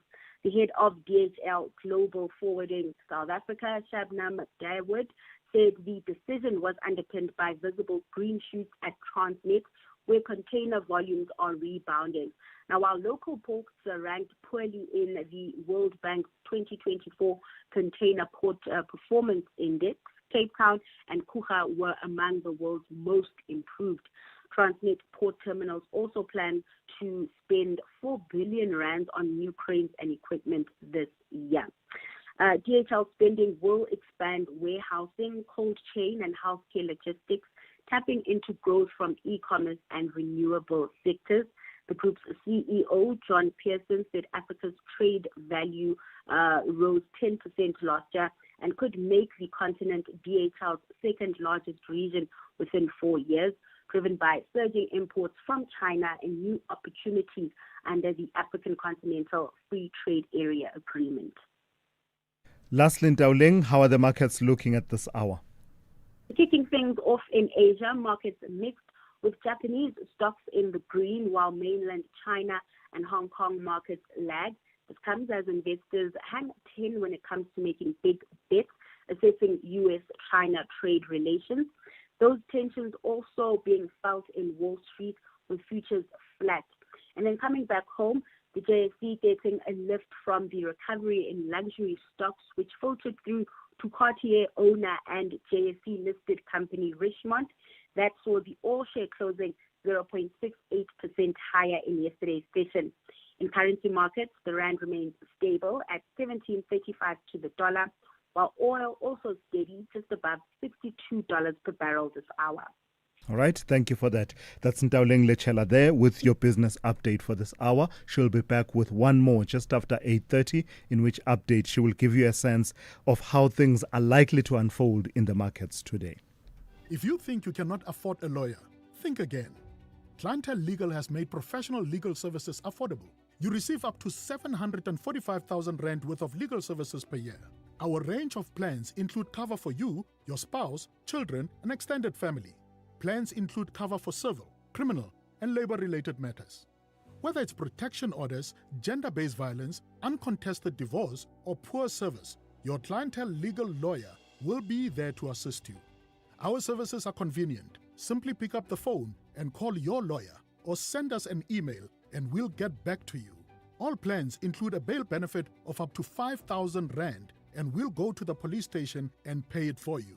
Plus, Clientele Legal offers you 24-hour telephonic legal advice. SMS SAFM to 32195. That's SAFM to 32195. Clientele General is an authorized FSP and licensed non-life insurer. T's and C's online. Standard rates apply. Call Thulasizwe now. 086 000 2032. All right, it's coming up to 19 minutes to 8.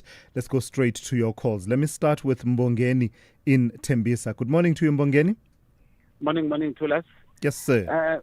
Thulas, I'm wondering how can we have a prevention measures for the World Cup that is coming next year. I'm so worried that now that the Bafana has qualified, Thulas, our government officials, I am sure they're already calling travel agents to book for the final. True story. So, I mean... That's if they're not getting the funding from elsewhere. Yes, how can we say... Entrepreneurs and the likes. Yes, the limit for government official is 10. No MMC, no MEC, no sport code, something. That's already a lot, though, Mbongeni. Are you saying the limit should be 10 funded by us, the taxpayers? Even 10 it's too much. No. You remember that lady from Chokotla or something in Northwest who went in Italy to watch something that we didn't even qualify for. Saying that, no, she wants to get the information. We'll be told that, no, for grassroots level, and that it's important that the mayor must go and get information on how to hold, all these things. I'm very worried. So let's come up with a prevention measure to take care of our brothers before they are tempted. Mbongeni, thank you for that. Vigilance all round is what Mbongeni is urging. I would even say 10, a delegation of 10 to the World Cup is way too much already, way too much. We're told constantly that there is no money. So why are we even... and Mbongeni also said that he also thinks actually 10 may be too much. I think the only people who will need to go there, if at all, would have to be the sports minister at some point where it's relevant. And if at some point, Bafana have advanced and maybe we need a pep talk and the president needs to be in the changing room, etc., that I would accept. Anything beyond that, you must pay for yourself. Mukwena in Rustenburg, good morning. Long time not talking Hey, to my you. brother, you've been silent. Are you well? I'm 100% good. Sometimes it's good to give other people a chance to talk and listen. I'm also singing like you when you were singing in the morning of Monday when you were saying Akona Ma Nigeria. Akona Ma Nigeria, Mukwena. Akona Ma Nigeria. Go ahead, please. Congratulations to Bafana and to the old man, Hugo Bruce. I think he's done a stellar work. He's been consistent since he's been there. I think he revived the Bafana. We are now competing. We are no longer just adding numbers. And Thulasizwe, it's a simple thing that I want to say. You see, I like how President Ramaphosa will come out and lie unprovoked. I just love his posture, even when he's lying.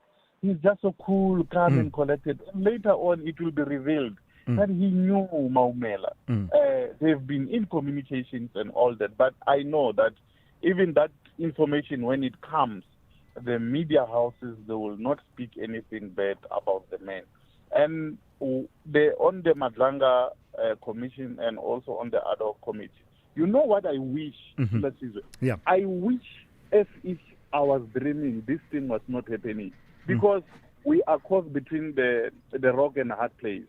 If it happens that to General Mkhwanazi, what he's saying is true, it's rather a shame for us as a country that a portfolio like a serious portfolio like that of police ministry it's in cahoots with thugs. And the other thing again is if it happens that Mkhwanazi is also misled the commissions and all that, would be so very much unfortunate, because in him we are seeing a person that in future will definitely lead the police.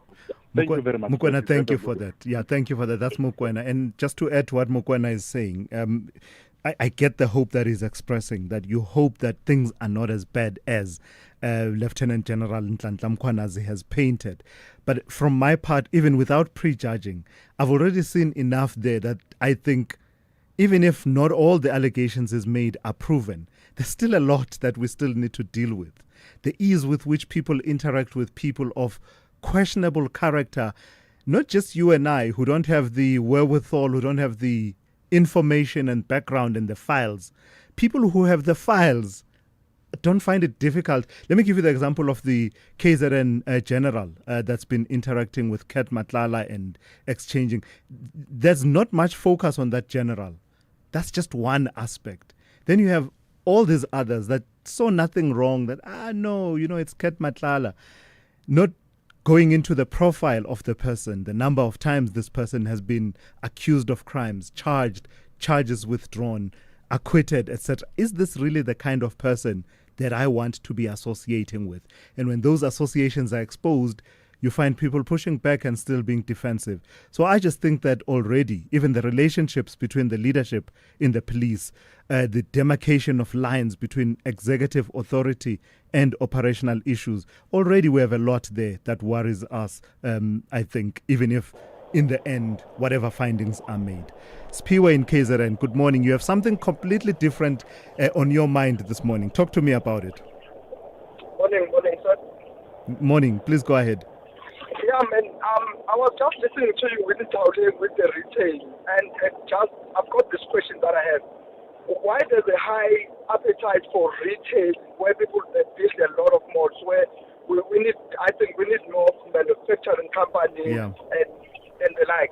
But look at acetylmeters, they're shedding jobs and things like that. But we see these malls cropping up and down.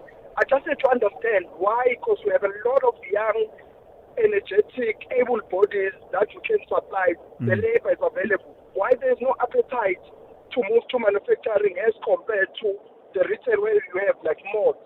I just need somebody to explain to me, and I just want to understand. It's a good question when asked, Piwe.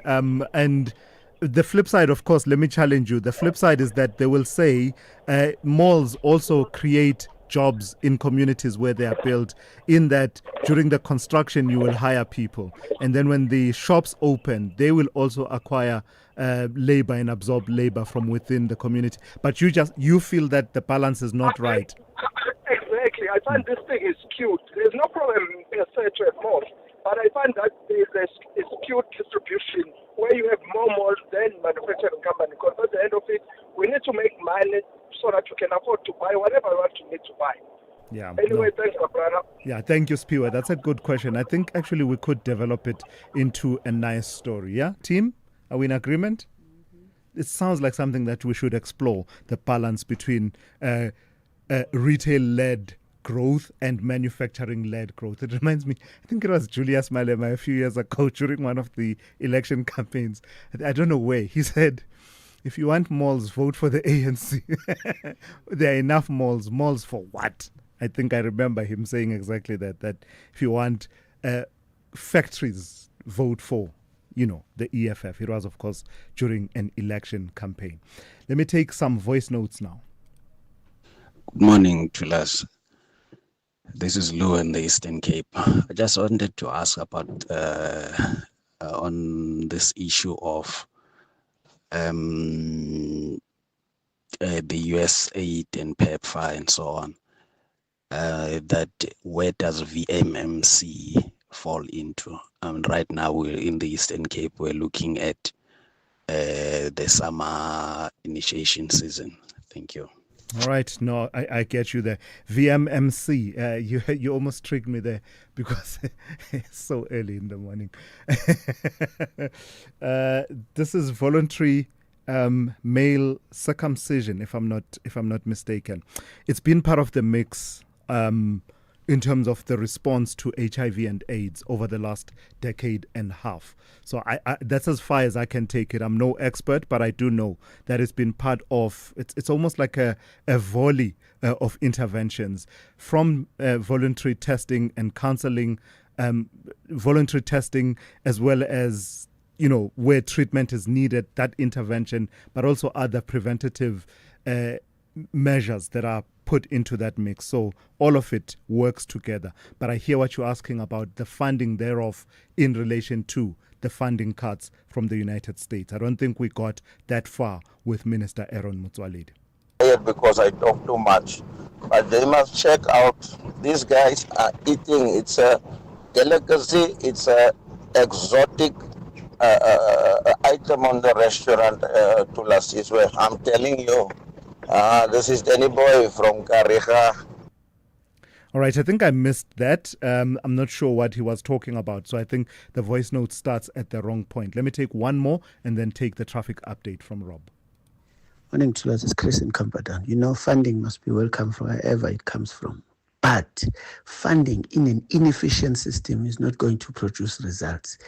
Also, funding where the population is still not alive to the dangers of HIV, in what, if we don't take treatment, the future impact will be, will still not produce the desired results that we aim for.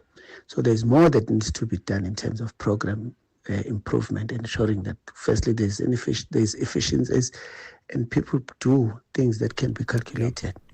All right, Chris, thank you for that. Spot on in terms of that comment and about the issues of efficiency and just really keeping the momentum going from the work that has already gone into building the South African HIV/AIDS response program. SAFM, guiding you through the rush hour traffic. Good morning. A couple of issues coming out of Pretoria on your way to Joburg this morning. One is this fatal crash on the N14, just down by Brakfontein interchange. Traffic still quite heavily backed up. Just south of Jean Avenue is where you'll pick up that queue. There is a bit of a delay going north through Brakfontein up into that area as well. Also, crash on the M1 southbound between Botha Avenue and John Foster. That's a pretty heavy queue. And there's some backlogging going north this morning on the N1 from sort of Atterbury Road up through towards the Emelachlanni Highway. That may be some roadworks. I think some roadworks have popped up there. That's why the N1 North for this time of morning is so unusually backed up. Running south through Midrand section, a breakdown at Olifantsfontein Road, and then some more delays just as you come through Allendale Road. Down towards Yatskade River Bridge. N3 jammed both ways, up to Buccleuch, south to London Road, into the roadworks. No change there. R59 north at Michelle Avenue is heavy into Joburg, and major backlogs again this morning. If you're coming from Protea, Glen, Lenasia, Grasmere, up through Eldorado Park, Devlin on the N1, there's a really big queue into the Deepcliff interchange for connections down to Uncle Charlie's. Durban, the N3, we've been tracking some very heavy backlogging this morning, going in towards Spaghetti Junction. It's so bad, the traffic's parked back to Paradise Valley, and then behind that you're going to struggle coming out of Pinetown on the M13 onto the N3 at Paradise Valley into that queue. That traffic on the M13 alone starts right back at St John's Avenue. Heavy traffic going north towards Umhlanga and jam-packed between Blue Lagoon and Umhlanga on the M4 both ways. Also quite heavy stationary vehicle on the N2 south before the Higginson Highway. If you're going south, there's a really big backlog into that passing cement factory. Looks like maybe just one lane open. And Cape Town, Baden-Powell Drive still closed between the N2 Highway and Walter Sisulu. That's due to protesting at Khayelitsha. There's a lot of congestion around the Baden-Powell N2 bridge, but there's some really big backlog going on alternative local routes through Khayelitsha, Spine Road, FTK Masamola, the old Fora Road, the N2 outbound towards Spine Road. Loads and loads of congestion in and around that Khayelitsha area, extending into Mitchell's Plain with all that traffic on Baden-Powell coming off and rerouting that way. Rob Byrne, SAFM Traffic. This October month, SAFM focuses on cybersecurity awareness. As we live more of our lives online, staying safe in the digital world has never been more important. From spotting cyber threats to protecting your personal data, SAFM brings you the conversations that empower you to stay secure. SAFM, leading the conversations that move us. Thulasizwe Simelane on The Morning Brief. Weekdays, Monday to Friday, 6 to 9 a.m. All right, it's coming up to 5 minutes to 8. AfriForum has secured a court order halting a proposed out-of-court settlement between Eskom and the National Energy Regulator of South Africa, NERSA, which would have allowed Eskom to increase electricity tariffs by an additional 54 billion rand over 3 years. The Gauteng division of the High Court's decision now paves the way for public scrutiny and judicial oversight in a case that could significantly impact the country's consumers and the future of energy pricing. Let's speak to Morne Mostert, who is head of local government affairs at AfriForum. Good morning to you, and thank you for your time. It sounds to me like it's a stay of execution in a way, but we're not out of the woods just yet in as far as this 54 billion rand blunder is concerned. Are we? That is 100% correct. We are not out of it yet, but this is a very important step in the correct direction. Morne, my apologies. I think there's something going on with your line there. So let's see if we can redial you and maybe you move around a little bit. It sounds like the early 90s.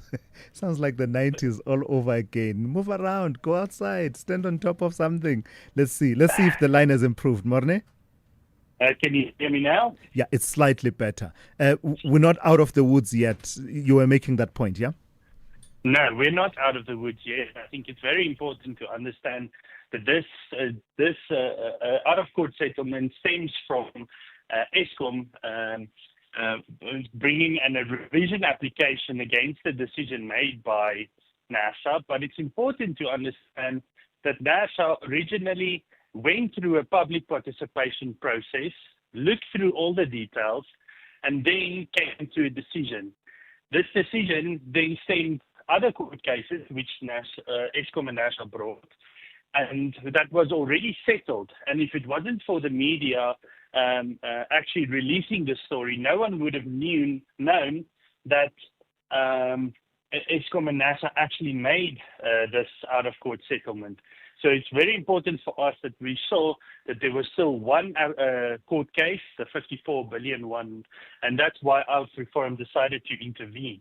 And I think it's also important to state that, remember that NASA during, when making decisions, they must do it, they must be accountable to the decisions that they make, and they must be transparent with regards to the decision that they make.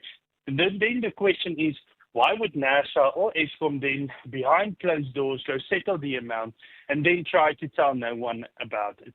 It shows you the intention between these two state structures, and it's a horrible situation because NASA was actually established to ensure protections with regards to the consumers of electricity price increases, and it just shows you that they're not doing that. Yeah. So now we have this court order, some kind of reprieve and an opportunity for public scrutiny and judicial oversight. But how exactly is that going to unfold? What do you want to see? And perhaps what are the alternatives to this out-of-court settlement to arrive at a situation where Eskom gets what it wants without being punitive on consumers? I think the important part is that it needs to go through a process of evaluation. Now, that's the process that they are skipping by only doing this out-of-court settlement.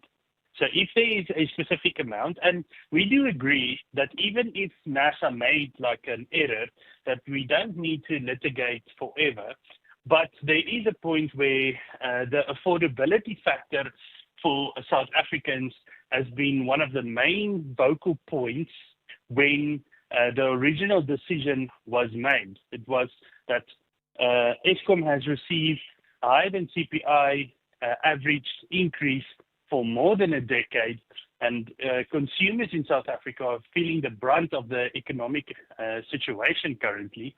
So it's not only a maths question, it's a question that NASA as an expert regulator should go and consider. Now, what we have seen so far in court documents, there's no reasons given or any deliberation on what amounts should be settled upon.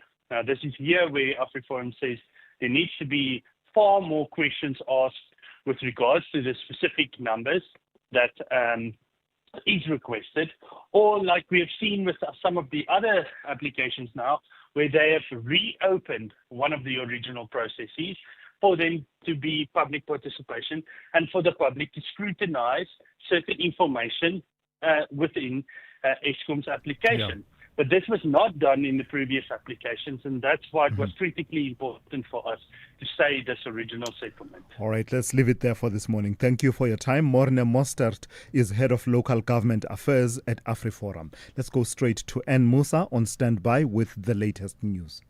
Outsurance is in the business of saving you money on your car insurance premium. If they can't, ask for 500 Rand. SMS out to 30754. That's out to 30754.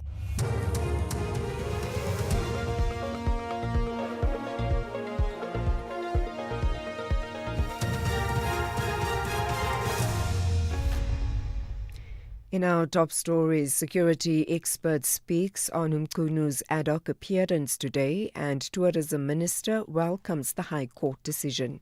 Good morning. Security expert Mike Bolhuis says despite some senior police officials' efforts to shield one another at the Madlanga Commission and Parliament's ad hoc committee, the truth will eventually emerge. Senior police officials have been appearing before the two entities that are investigating allegations of political interference, criminality and corruption in the country's criminal justice system. The embattled police minister, Senzo Mchunu, is the latest witness to appear before Parliament's ad hoc committee today. According to Bolhuis, the witnesses have so far tactfully sought to avoid incriminating themselves. They're going to try and not throw each other under the bus, but they actually eventually will. These guys, they protect themselves as well, because they make sure that they're going to walk out here innocent, and they will be very careful what they say, because each one of them has got something on the other. These guys keep files on each other. If you talk of me, I'll talk of you. If you throw me under the bus, I'll throw you under the bus. So they'll be very, very careful. But hopefully this thing becomes, a boiling pot so effectively that there is just no other option, with evidence presented, that the truth totally comes out. Meanwhile, Parliament's chief legal advisor, Suraya Adhikari, has cautioned the committee against expanding its witness list. At some point, it stood at 39 prospective witnesses, including former presidents. But Adhikari says certain issues must be considered before finalizing the list. I think, when one looks at the number and when one looks at the budget, both in terms of finances but more importantly, the time that the committee has at its disposal, it's going to take a very long time. And I think we also need to check with Council what their availability is, because I know there has been the extension, but we've only secured Council up to the end of November. The Aeronautical Rescue Coordination Centre has confirmed the pilot of one of its two light aircraft that disappeared yesterday has been killed. The aircraft was located in the west of Howick in KwaZulu-Natal. A search team involving the SAPS is now focusing on locating the second plane, the centre's Gregory Critchley. Both aircraft then failed to arrive at their destination. So the Aeronautical Rescue Coordination Centre activated the search and rescue teams in the KwaZulu-Natal province to locate both aircraft. Just before 6 o'clock last night, we located the first aircraft, and it was found that the pilot and the sole occupant was fatally injured. And the search and rescue teams continue to look for the second missing aircraft. Tourism Minister Patricia de Lille has welcomed the decision by the High Court in Pretoria to strike off the roll the South African Tourism Board's urgent application against its dissolution. De Lille had said the former board held an unauthorised meeting without a duly appointed chair, but former board members denied this. They claim the minister's aim was to protect South African Tourism CEO Nombulelo Guliwe from taking accountability. De Lille says a process is underway to appoint new board members. In the meantime, already on the 10th of October, I have gazetted a call for an advertisement with a call for South Africans to nominate eligible, suitable candidates. I will then take it to the process of interviews and shortlisting, whereafter I then take my recommendations to Cabinet for consideration. And finally, the late Virginia Giuffre has accused Prince Andrew of believing it was his birthright to have sex with her. That's according to extracts from her new book, published posthumously. Giuffre, who took her life in April, was the most prominent victim of the sex abuser Jeffrey Epstein. Prince Andrew has always strongly denied any wrongdoing, the BBC's Laura Trott reports. In 2001, at the age of 17, Virginia Giuffre said Jeffrey Epstein introduced her to Prince Andrew, who she alleged sexually abused her 3 times. In terms of what is said about the prince in the book, the allegations and details we have heard before during her court appearances and media interviews. But what is different is the language around it, her description of him being friendly enough but still entitled. Prince Andrew reached an out-of-court settlement with Ms. Giuffre in 2022, which contained no admission of liability or apology. Recapping the top stories, security expert Mike Bolhuis says despite some senior police officials' efforts to shield one another at the Matlanga Commission and Parliament's ad hoc committee, the truth will eventually emerge. For SFM News, I am Anne Musa. Outsurance will go out of their way to try and save you money on your car insurance. If they can't, ask for 500 Rand. SMS out to 30754. That's out to 30754. You could spend 10 minutes hunting for the TV remote, or get a 10-minute quote from Outsurance that could save you thousands on your car insurance. For her 2024 Kia Picanto, 52-year-old Janine now only pays 561 Rand a month. And for her 2025 Jatura Dashing, 29-year-old Sana pays just 796 Rand a month. Ready to get more out of your car insurance? SMS out to 30754. That's out to 30754. Outsurance, licensed insurer and FSP. TCs and information online. It's a very good morning to you. In your SFM sports headlines, it's soccer. Bafana's bumpy road leading to glory. Hugo Broos' revival plan delivering the World Cup ticket. And in cricket, the Proteas women labelled as the best chasers in world cricket. We'll have details just before 8:30. SAFM, guiding you through the rush hour traffic.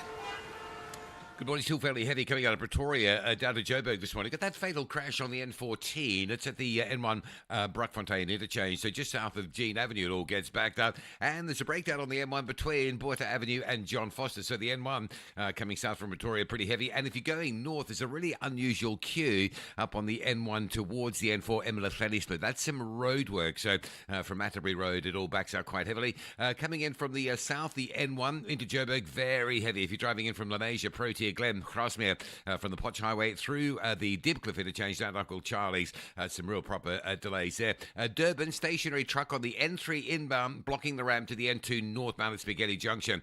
Heavy backlogs going on from Pinetown. The N3 into Durban this morning, queues from almost the M7. The M13 out of Pinetown, queues from St John's Avenue Bridge down to get into that N3 inbound queue. So if you're coming out of Pinetown, think about the M19 as your alternative route onto Umgeni Road or back down the N2 south. And if you're coming along the N3, think about the M7 and then up the N2 north into Spaghetti Junction. That way it'll work quicker. That N3 inbound's heavy. Also the N2 south, a breakdown before Chatsworth, very heavy, passing cement factory this morning. And Cape Town, top story, Baden-Powell remains closed at Khayelitsha between the N2 and Walter Sisulu. There is terrific pressure on local alternative routes through Mfuleni, through Khayelitsha and through Mitchell's Plain. Make sure you've got plenty of time to get through that. With your traffic update, I'm Rob Byrne.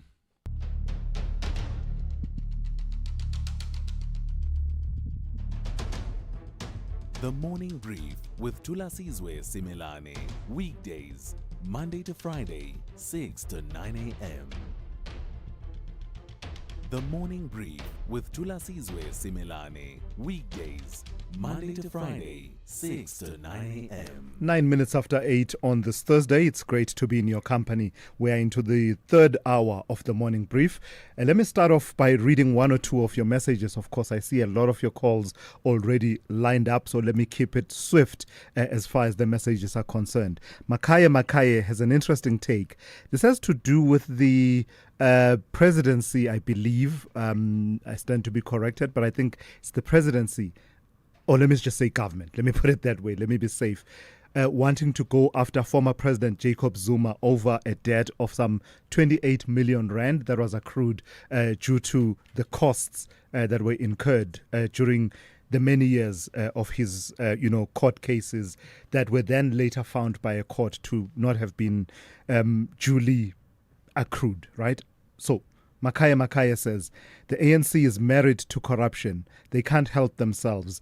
Zuma should ask his Guptas to pay for him. He gave them so much during his term. Isn't it time he calls in the favor? Money was briefcased from Saxon World.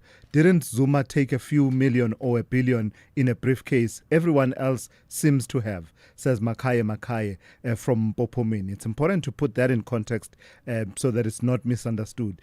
It's not an accusation. He's asking, I think, rhetorically and saying, didn't he? Because everyone else seems to have, just before, it's misunderstood. That's what Makaye is saying. And then someone else here says, the level of violent crime in Alexandra has reached unprecedented levels. This city power vandalism is just one of too many examples of what is going on there. Call in our local government ministers to be accountable, says that person there, in relation to the conversation we had with Isaac Mangena from City Power, who was describing scenes recently of a robbery at a substation station in Alexandra Township. And JCK Kaunda says the standard and dignity of black people has dropped beyond measure vis-a-vis the arts, vis-a-vis arts and culture. Singers don't care anymore what they sing about, what they are singing about. Vulgar and offensive language is used. Some songs you won't play them in the presence of your family. They swear.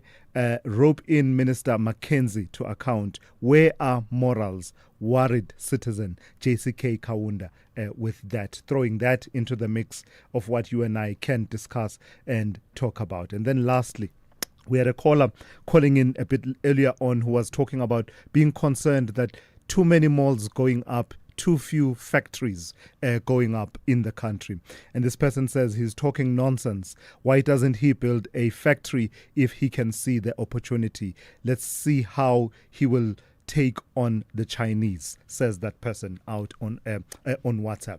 So keep it going. The number to dial 086 000 2032. Your WhatsApp voice notes 0614 104 107. Let's get into it then. The third hour of the Thursday edition of the Morning Brief. SAFM's award-winning drama department presents to you the radio drama series Skyline. Press to cockpit medical emergency now. Cabin crew to your stations.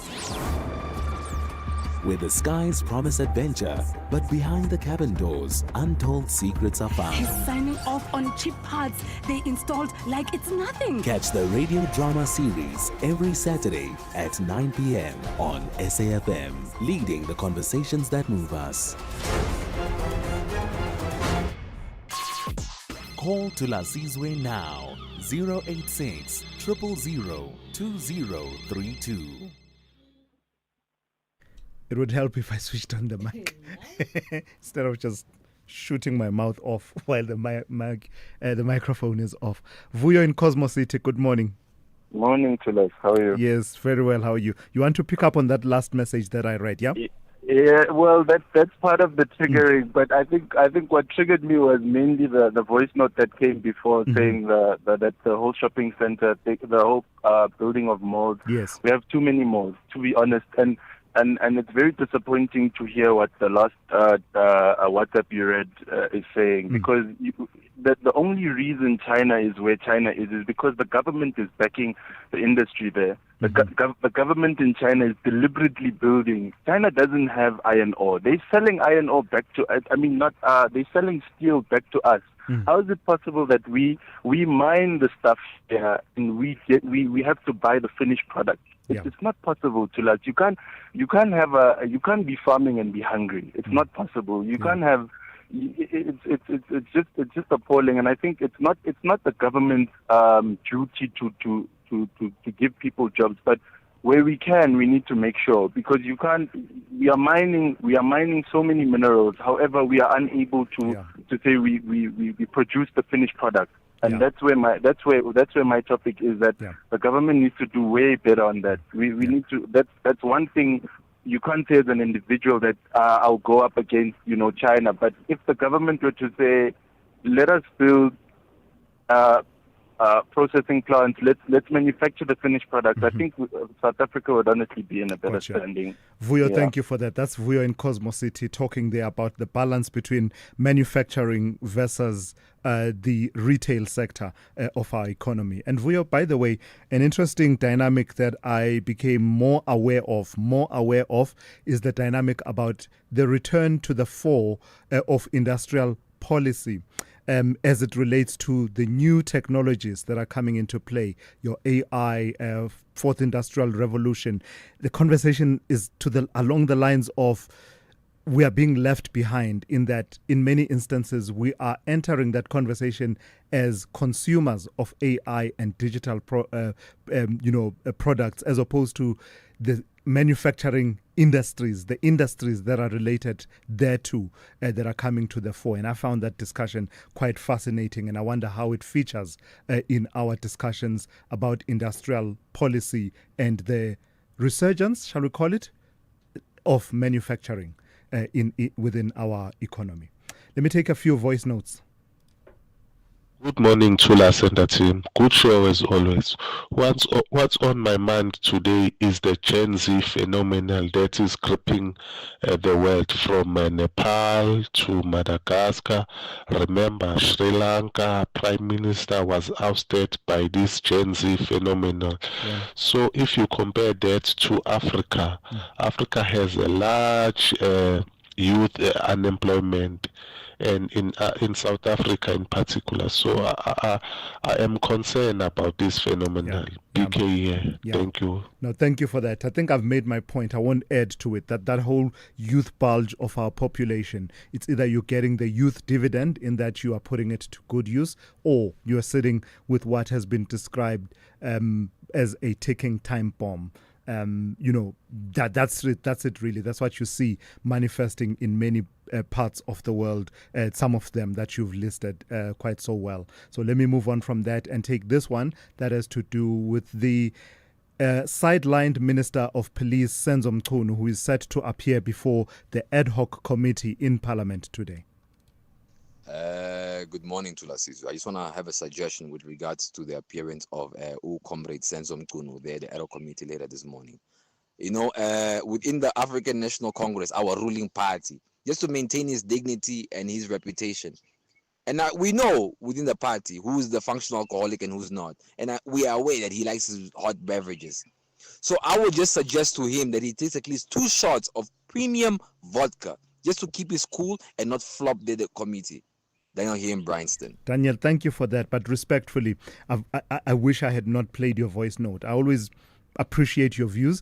But if you're casting aspersions about the alcoholism or otherwise, I don't think we have enough information to warrant that kind of allegation being made against Minister Senzo Mchunu. I do, take the criticism you are making of the minister, absolutely 100%, but I don't think it's fair to accuse him of, I don't know, it sounds as if almost like a level of alcoholism. We don't even know if he drinks at all. I don't. Maybe you do, but I wish in the discourse we wouldn't go down that path and stick to the issues of whether or not he acted lawfully in the interventions that he made. But I do appreciate your input. Let me go to Zola in Bloemfontein. Good morning to you, Zola. Good morning, Thulas. I know you are well. Yes, Thulas, please go ahead. I'm very much concerned about what is happening at UFS. I'm asking myself, where is the Premier of the Free State?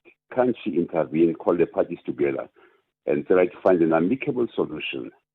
Because these children must prepare for exams. And now they are being thrown to the street, they must leave the campus and so on. It's disturbing. And where is the MEC for education? These are our children. Some of them come from far. Now they have to look around for places to stay because they cannot afford the transport back home. They become victims. Some of them end up sleeping in wrong places. Some will be sexually harassed because they are desperate. They have nowhere to go. Where is the Premier in the Free State? Where is the MEC for education? Those are our children.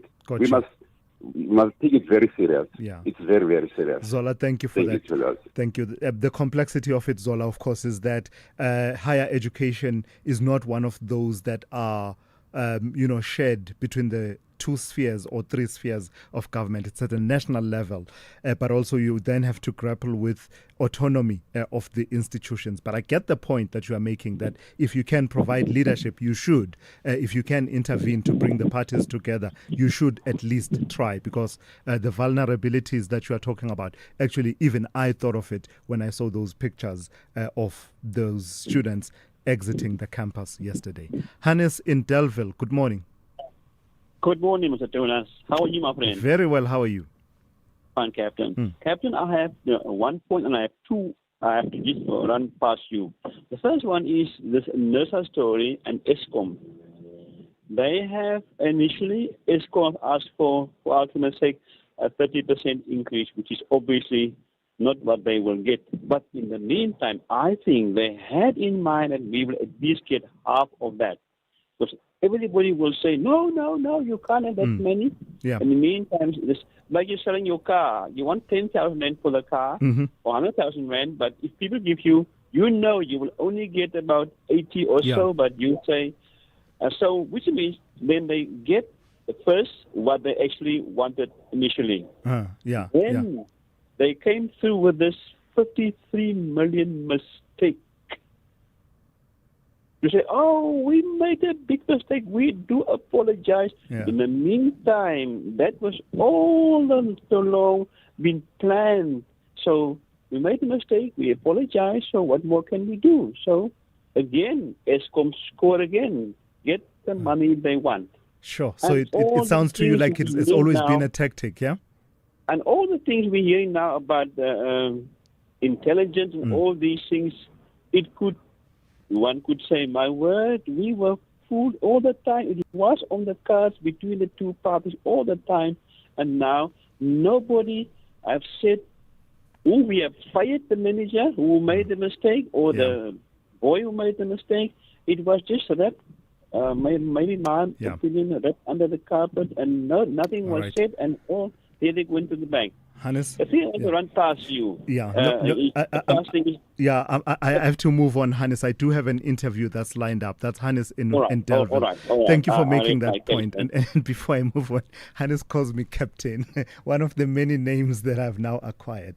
It gives me to tell you the story that actually he's not so far off the mark. Hey? I'm no general, but if you go to the state of Kentucky in the United States, Kentucky, I'm a colonel. Colonel Thulasizwe Simelane. It was granted the year, I think, must have been 2007. Governor Fletcher, I believe it was. I have a certificate to prove, okay? So when you see me, don't call me General, but Colonel Simelane. This is Thulasizwe Simelane on the Morning Brief.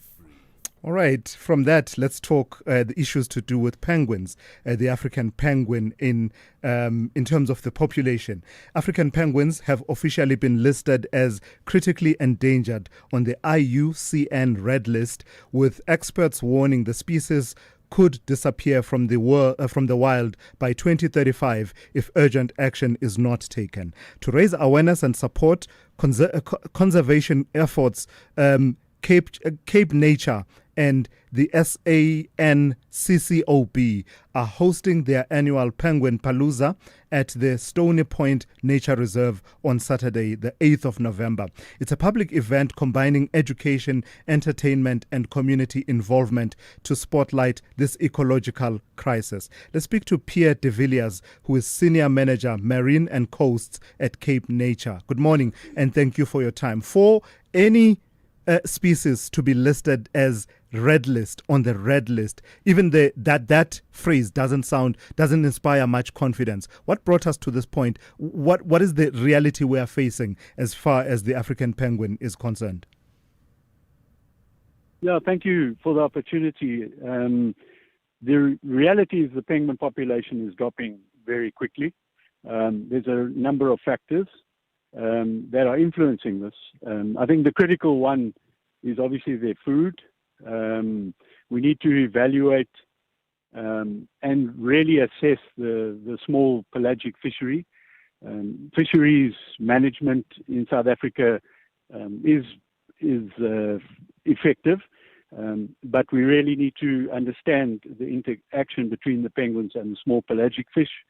We need to influence and implement the island closures. These are the effectively like protected areas where we close them for fishing so that the African penguin can access food. That's really important. In the past, this hasn't been done. This is a new kind of intervention. And the birds are competing with a lot of other species and human beings for food. That's a contributing factor. Oil spills, we've had some catastrophic oil spills historically. We need to manage our shipping. There's a lot of old vessels at sea. We need to manage the ship-to-ship transfer of oil. Historically, oil spills have killed many birds, large numbers, and impacted on them significantly. The management of the breeding colonies is critical. The habitat at the colonies needs to really be managed and kept conducive to successful breeding. Fish spawn, birds breed, Artificial nests need to be used effectively. We need to worry about and plan for extreme weather, which impacts on the colonies more and more with climate change, high seas, etc. Avian influenza, various. When a species is not at its optimal size, any kind of disease is a problem. So avian influenza is a challenge. Predation, all these factors have been impacting on them. And if we don't act immediately. So you've outlined quite a number of interventions there, Pierre. But what does it tell us? Why should this be a conversation that we all care about in as far as it relates to the balance in our ecosystem? Because from the factors you are describing, it sounds to me as if it is an issue of imbalance in the ecosystem between various species, humans versus other species in the marine species. As opposed to anything changing organically or naturally within the environment of the penguins. There's a total imbalance. I mean, it's global, and it's not just penguins. They're just a symptom of a lot of imbalances all over in the oceans, on land. I mean, there's a lot of examples of that as well. We're looking at we need to evaluate the impact of legal and illegal gill nets fisheries on the west coast, which the bycatch of that fishery is African penguins, and that hasn't really been dealt with. So that is a challenge. If you look at balances, you look at how to achieve a balance. We're looking at quotas. The Fisheries Department issues quotas on small pelagic fish, which is the penguin's food and the food for seals and other predatory fish. They're designed to be sustainable for humans.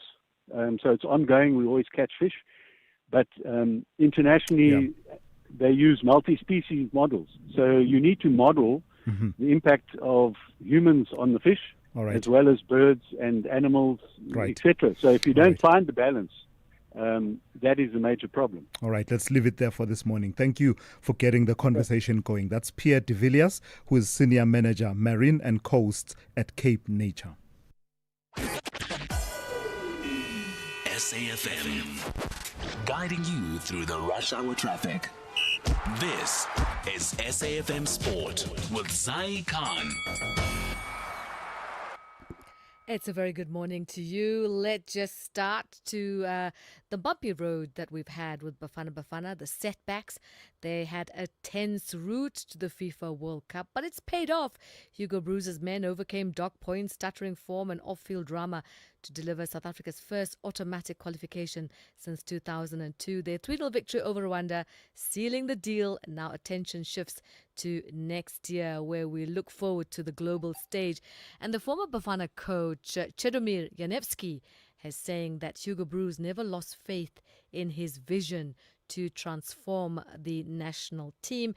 And he also went on to say that Bruges has reminded football and the world that South Africa is far more than just a holiday destination. Now, we have everything to forget. What was happened before. Celebrate all South Africa. That is now is a nice moment for everybody in all your difficulty in some points there of the life. Maybe now everybody can believe that South Africa is not a country just for vacation, but South Africa have also a good football teams, and they can achieve in the next years still more things like now. Now, the South African Football Association National Executive Committee met in Mbombela, confirming 2 key appointments. Molefi Nseki has been named SAFA Technical Director, while Desiree Ellis will continue as head coach of Banyana Banyana. Both appointments are on 4-year contracts following recommendations from the Technical Committee. Elsewhere, Tottenham Hotspur have announced that Fabio Paratici will return to his role of sporting director for 2.5 years after he was banned by FIFA. Paratici will hold the position of joint sporting director with Johan Lang and oversees Spurs men's football strategy, including performance development, scouting, as well as recruitment. In the meantime, Barcelona midfielder Frankie de Jong signed a new deal until 2029. The 28-year-old Dutch international joined Barcelona from Ajax in 2019 and is in his 7th season with the Catalan Giants, winning 2 La Liga titles and the Copa del Rey twice.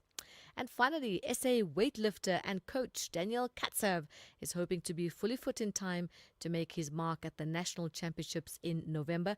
The former Gauteng champion has set the bar high and in terms of wanting to reach as much as and create a wonderful opportunity for him. He has suffered a broken foot, disrupting his preparations for the key event. Targets for me will be a 150 plus clean and jerk and probably closer to a 115 snatch.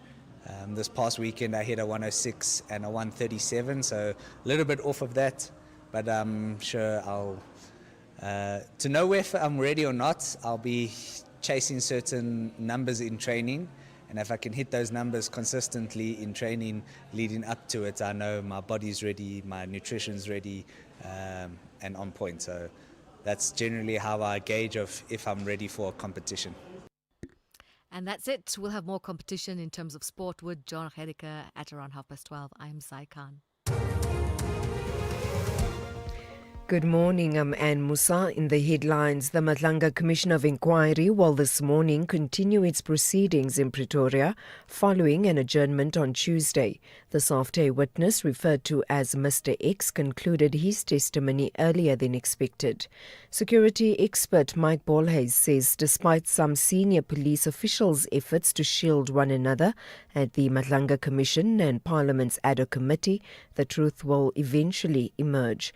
And both light aircraft that disappeared yesterday have been located.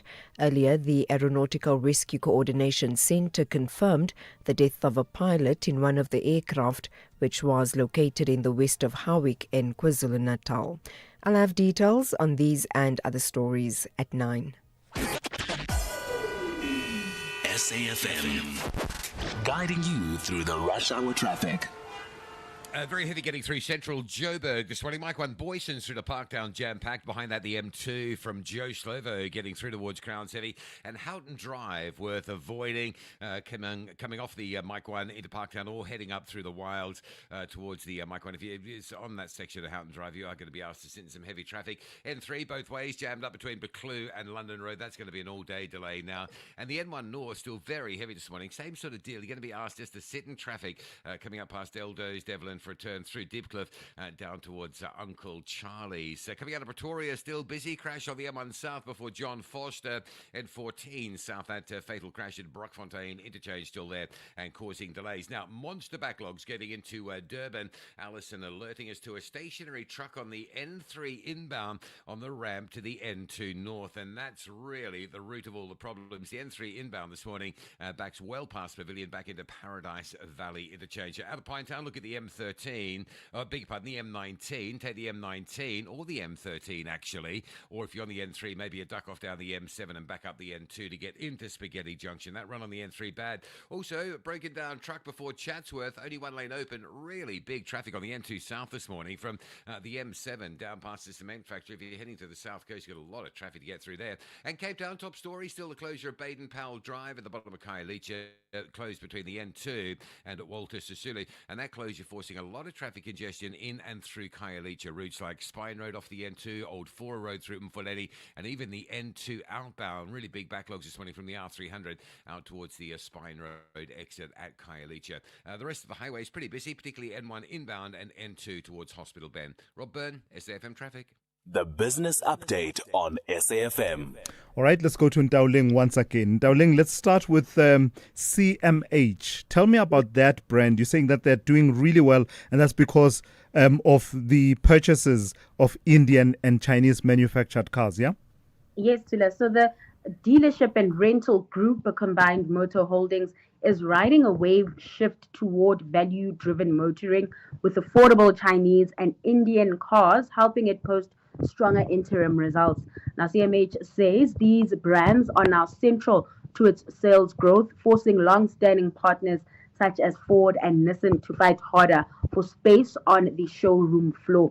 The group's CEO, Jeb McIntosh, added that the stigma once attached to Chinese and Indian vehicles has faded as buyers discover their build quality and specifications rival pricier competitors.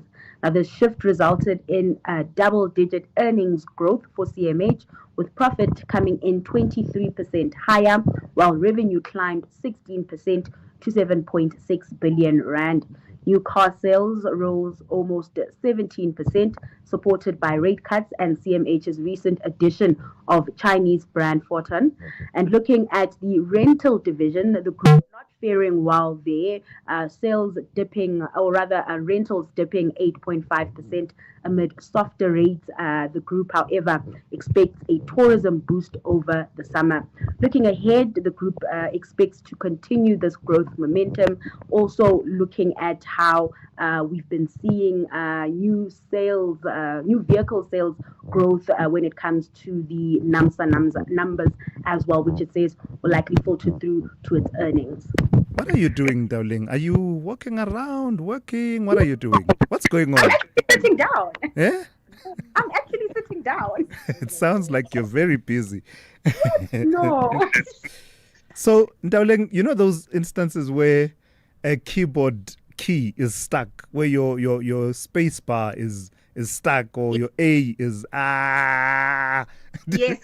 There's something that feels like, is the thumbs up button at competition tribunal, is it stuck? Is it just stuck on thumbs up? Tell me about the latest approval. Yeah, I don't know who's opened up the floodgates there. I don't know who's now in charge of, giving the go-ahead for these deals.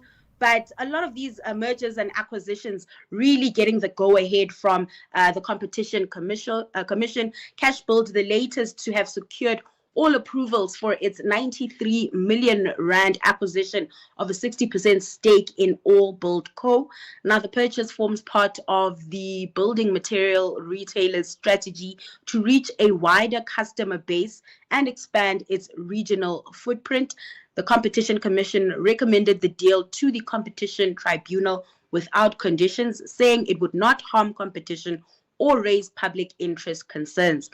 Cashbuild says it will fund the acquisition through reserves and existing overdraft facilities and holds an option to buy the remaining 40% within 5 years. Now, All Build Co operates 3 Amper Alles hardware stores in Silver Lakes and Rayton in Pretoria and Groblersdal in Limpopo. Cashbuild said the acquisition will allow it to leverage its scale and expertise to grow the business, which has an estimated adjusted net profit of just over 18 million rands and a net asset value of about 69.9 million rands. All right. Give us a sense then of the trading day we can expect on this Thursday.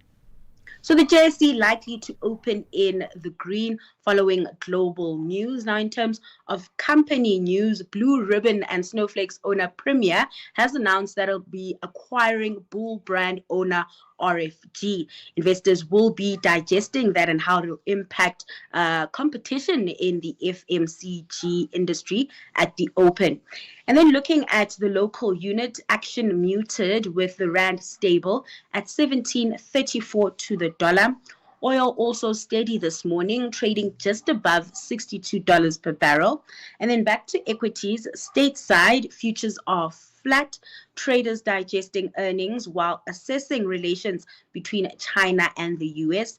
Investors in Asia also keeping a close eye on trade developments between the world's 2 largest economies. And with that in play, markets in that region remain mixed.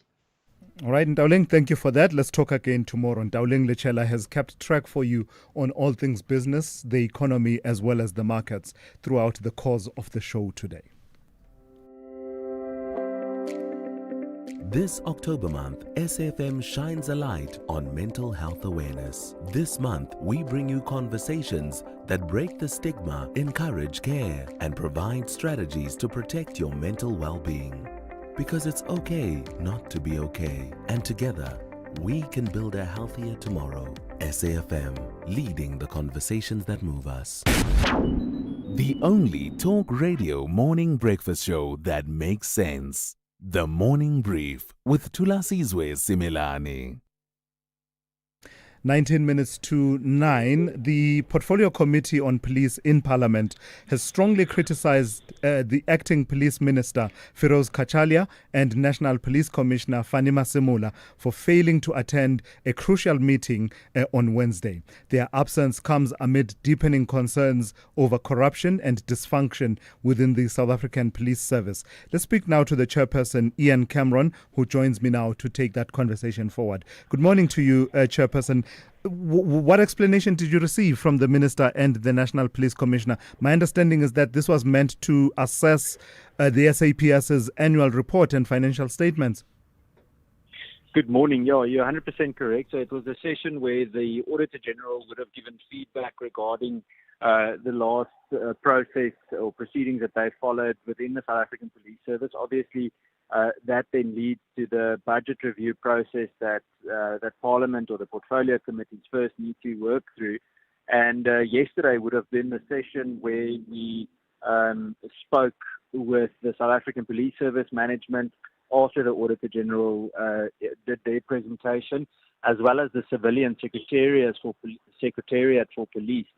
And unfortunately, less than 24 hours before the meeting, the National Commissioner had sent a notice saying that he will not be able to attend. And shortly after that, we received via WhatsApp a message indicating that the Minister would also not be able to attend. And then we didn't receive any apology whatsoever from the Director General of the Civilian Secretariat for Police. So it really means that despite the material findings and even some material irregularities with regards to SAPS, we can't run a process like that without the real top brass being there, especially with the current crisis SAPS faces. So what was the effect then of this absence? It sounds as if there was, at the top leadership, both politically and administratively and operationally, there was absolutely no representation.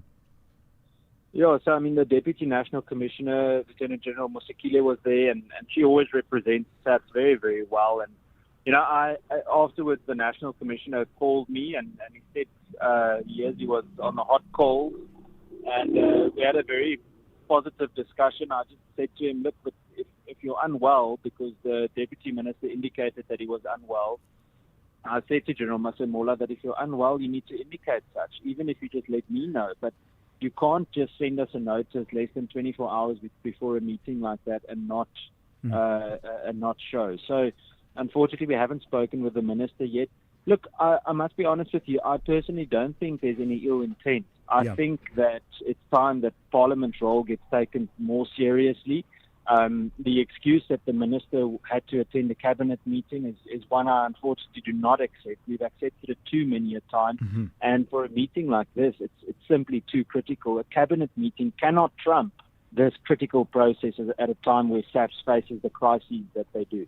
So within the context then of what you just alluded to, the problems that are that beset the organization, the SAPS, as we are seeing through processes including the one that's being undertaken by the ad hoc committee in which you also serve. What picture emerges from the books of SAPS from the Auditor General? Well, there were significant findings. If there's some noise in the background, I apologize, but I would like to share some of those findings with you. The findings that I listed yesterday really paint a very, very gloomy picture. So the Auditor General found that there was about 2.5 billion rands worth of irregular expenditure in or by the South African Police Service. Irregular expenditure increased by 140% in just 1 year, from 270 million to 650 million rand. And the majority was related to procurement infringements, and then there was a significant concern by the Auditor General of almost 500 million rand with regards to uncompetitive and unfair tender processes. So, and this is something that I believe is going to come up in the ad hoc committee as well. But from the police committee, We cannot allow this to go on any longer. I mean, it's just, the more things are flagged, the more we kind of get the impression like our oversight function is seen as a rubber stamp, and we're not going to allow that anymore. And then lastly, let me ask you about that ad hoc committee. So you've had three witnesses now, right? With General Mkwanazi, followed by General Masemola, and now General Sibiya. What's your impression at this point? I know you probably won't want to go any deeper, but I was making the point earlier on that whatever we end up finding in the totality of the allegations of criminality, infiltration by syndicates, political interference and corruption, whatever ends up being found in the two parallel processes, I think personally I've seen enough that concerns me from at least what we've heard thus far. You sit in that ad hoc committee. Do you share that sentiment? Yeah, I mean, I don't laugh because of what you say. I laugh because it feels to me like an absolute drama. The other night when I questioned General Sibiya, I said to him, this whole ordeal reminds me of some kind of a soapy or a telenova of sorts, where we have a group of adults that, and this is apart from the corruption side, people just simply can't get along. So I think it's two-pronged. I think, one, there is a significant corruption issue. There's no doubt. There's no shying away from that regarding infiltration. There are certain elements that there's absolutely no debating that. And then there's the whole power struggle with regards to leadership of SAPS. And I think this is not going to be an overnight process. We must understand that since more or less the appointment of Jackie Selebi as the National Commissioner back in around 2003, this slow political infiltration of SAPS just increased over the years to a point where even your so-called secret service or crime intelligence structures have to a large extent been manipulated for political gain.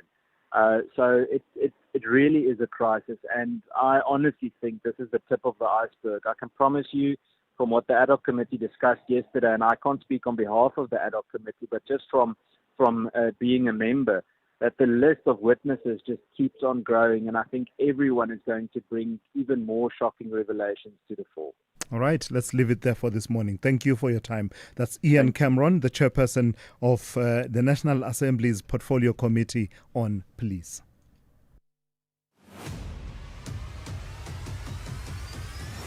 Thulasizwe Simelane is streaming live now on Facebook, YouTube, and X at SAFM Radio. Good morning, Thulasizwe, my brother. My name is Ntunzi here in Durban. Listen, man, the problem is our school system. Children spend 12 years or even more at school, but still come out with no skill. You can't build a machine, they can't fix the machine, they can't build the computer or fix the computer.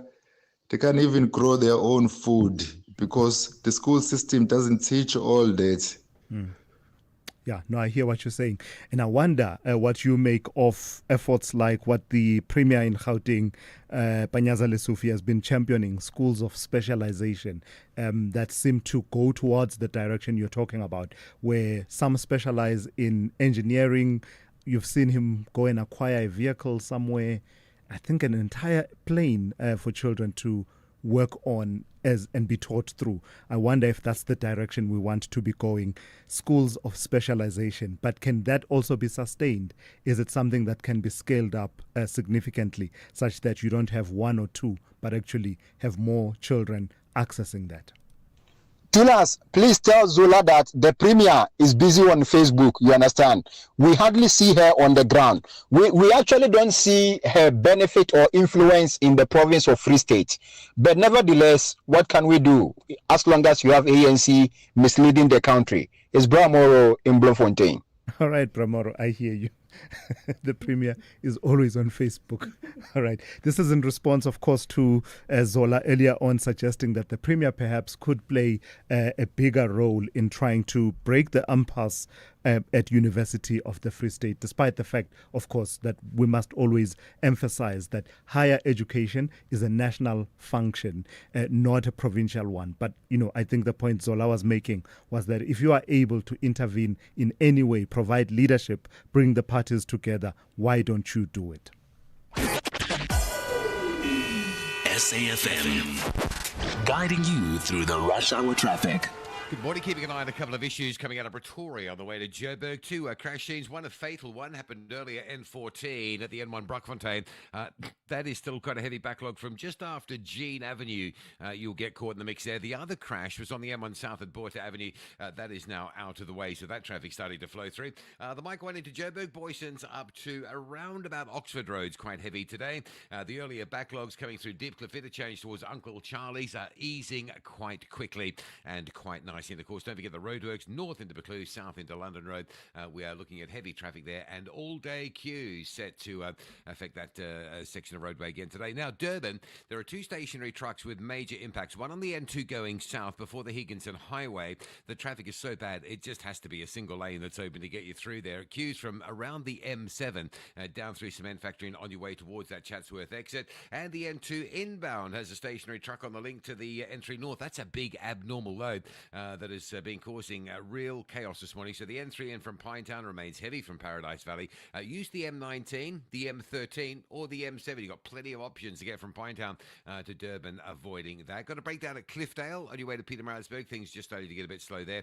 And Cape Town, of course, the major story is the ongoing closure of Baden-Powell Drive between the N2 and Walter Sisulu. So just down through that sort of Macassar Road junction, it's all shut due to protesting. Escalated last night with at least one police Nyala being set on fire. And loads of motorists coming under attack and emerging with broken window panes and windshields as well due to some stone throwing that accompanied that. So the road's still closed. There's some heavy pressure behind it through Khayelitsha. Routes like Spine Road going down off the N2, Umfuleni's Old Fora Road jam-packed, and even the N2 outbound. Quite a heavy queue passing Khayelitsha towards that Spine Road exit. Rob Byrne, SAFM Traffic. Spar brings you super savings. Get 700 gram Spar pre-packed cheese for $99.99 plus 250 megs free data on Spar Mobile, or 750ml Sunlight dishwashing liquid refill pack for $24.99 plus 50 megs free data on Spar Mobile. Prices valid 8 to 20 October 2025 while stocks last. T's and C's apply. Call Thulasizwe now, 086 000 2032. Let's go straight to the calls. Putin Konki, good morning to you. You are in Indwe. Talk to me about Bafana. Thulasizwe, thank you very much. I'm at Indwe, Thulasizwe. Yes. Thulasizwe, let me first thank you for being a good journalist on radio. Thank you. Broadcast journalist that we love. I'm not suggesting that you must censorship people, but people must be very cautious in their language when they are calling here. You must remember that people, they are talking about their families, children, and everything. Yeah. And it might land badly to them and it might disturb them psychologically. Yeah. But it is not the reason I'm calling. Sure. I'm worried enough to call the radio station today. I'm not normally calling. Mm-hmm. I dislike a situation where Bafana qualified the day before yesterday, and yesterday some of your colleagues are already asking about bonuses and the stuff. Mm. They don't even know which team are going to play. They don't even know which players are going to be selected for the World Cup. I rather think that they should waste their energy by thinking that Bruce and the SAFA must talk to the clubs and release the players 2 months before the World Cup, have a longer camp, and have more friendly games so that they can be competent when it comes to playing in the World Cup stage. Yeah. So it means to me that you are not saying we want to go past a group of 16 or quarterfinals. We must go there with a mindset that we want to win. Yeah. If we can 100%. beat any other team, we can beat Portugal. We can beat Spain. We can beat. We can compete with any team in the world. We have a team also. Yeah. Thulasizwe, I'm short of words to Lord Bafana by qualifying. All right. The last part of it, Thulasizwe, please, with your team, check on your songs that they can really make us feel proud when it comes to Bafana. Gotcha. I'll remember Mzwakembuli in 1996. There's a poem about Bafana. I remember that. Actually, please play that poem. And recently, after the AFCON, he had another one. Yeah. Okay. Do it for South Africa, Gotcha. all those things. Puti, thank you for that. Playing the, okay, thank you. Thank you, Puti. We are due for a refresh, are we not, of Bafana supporters' music. We had to go back to the archives to play that one. I know that they revamped it at the SABC choristers for the 2010 World Cup, but Puti making the point that we could do with more variety. Raj in Durban, good morning. Good morning to you, Thulasizwe. I want to talk about the tax matter of Lucky Montana, the past president of PRASA. He's been assessed for tax and he hasn't submitted his tax papers for something like 3 years, and he's owing the tax man 50 million. And he's offered to settle his tax bill by paying 5 million or 5.5 million. It's not for him to decide what he pays. He must simply pay what he's assessed for, like every citizen of this country.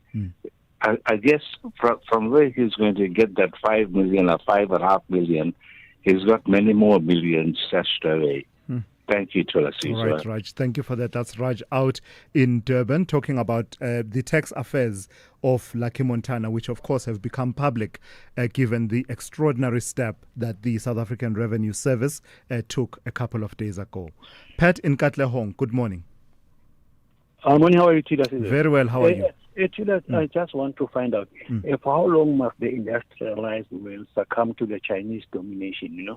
This is born out of one of the callers saying that we are not building factories, but we are building shopping malls. So I think it's a known fact that, among other things, the success of Chinese is is one of the factors that contributes to their success. Is low wages. So in a country like ours, South Africa, where there's free education, where there's free housing, we hardly some of the citizens don't pay for their rates and taxes, you see. So I think that would be a factor that would compensate for lower wages if we need to actually sit down and contribute to overcoming the dominance of Chinese. All right. Pat, thank you for that. So you are saying there are ways around these things that would give us a certain competitive advantage as well. Exactly. Even with the, that issue which has to do with Mercedes-Benz having to consider their options around investing in America.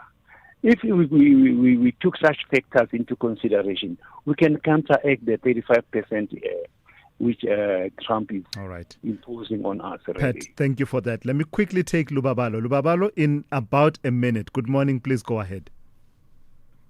Straight to the point, Father. I just on about the Home Affairs report success yesterday. I wish they could have not only reported on critical skills visas, but the entire spectrum that they are responsible for. And I think on the ground, when you go to Home Affairs offices, I think the report is not talking to what the issues they experience on the ground and other visas they are responsible for. So they focused on critical skills list and those visas, but you're saying you wanted to hear more about the conditions on the ground and other aspects as well. Yeah. They are not Department of Work Affairs. Yeah. Okay. No, that's a good point. Let's see. Maybe it could be something we could explore, Lubabal, because we've not explored that theme on the show at the report that they delivered. Thank you for that. That's Lubabalo in Boksburg. And that brings us to 9 a.m. Thank you for listening and thank you for your robust engagement throughout the morning. The Talking Point is up next here on SAFM with KJ Mwekezi standing in for Kethe Mohlahlana. That's only coming up after the news with Ann Musa. I'm Thulasizwe Simelane. You've been briefed.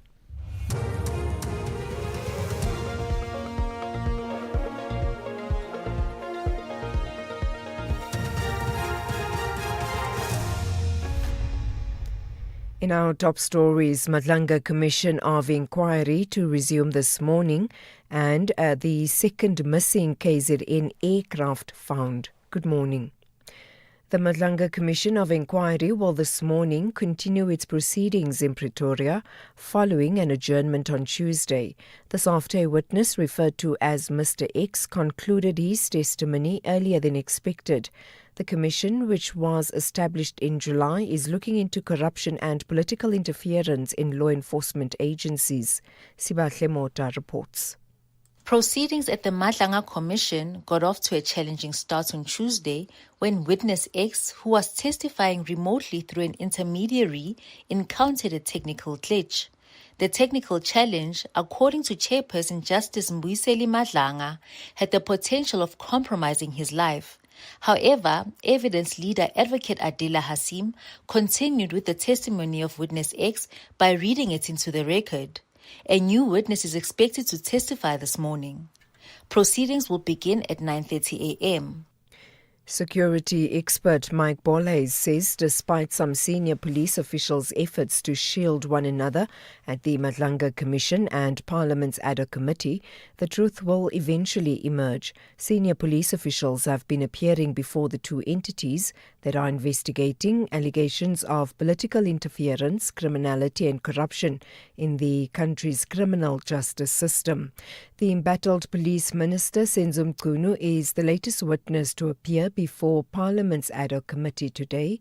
According to Bolhays, the witnesses have so far tactfully sought to avoid incriminating themselves. They're going to try and not throw each other under the bus, but they actually eventually will.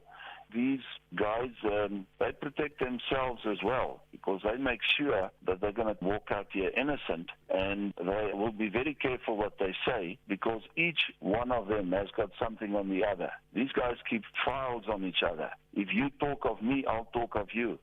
If you throw me under the bus, I'll throw you under the bus. So they'll be very, very careful. But hopefully this thing becomes, a boiling pot so effectively that there is just no other option with evidence presented that the truth totally comes out. Both pilots in the two aircraft that disappeared yesterday have been killed. Both aircraft have been located. One of them was found in the west of Howick in KwaZulu-Natal. The search team involved the SAPS and emergency services from the eThekwini municipality. A 4-year-old girl has been killed and several others injured in a collision between two vehicles in Pinetown in KwaZulu-Natal. The incident happened last night. Rescue teams, including paramedics and emergency services from the eThekwini Fire Department, freed the trapped occupants of the two vehicles. And finally, a special event will be held at the British Library in London later today to symbolically reinstate the access pass of Victorian author and playwright Oscar Wilde.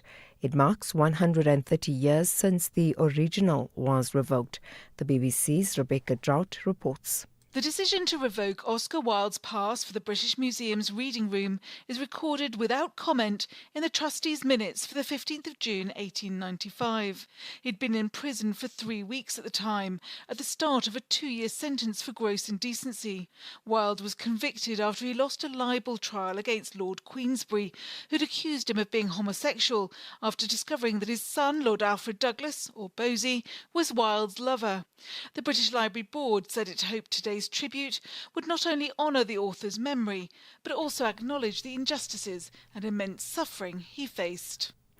Recapping the top story, the Madlanga Commission of Inquiry will this morning continue its proceedings in Pretoria following an adjournment on Tuesday. For SAFM News, I am Ann Musa. SAFM 104 to 107 nationwide. This October month, SAFM joins the world in breast cancer awareness. We bring you conversations that highlight the importance of early detection, survivor stories that inspire hope, and expert advice that could save lives. Together, let's spread awareness and support the fight against breast cancer. SAFM, leading the conversations that move us.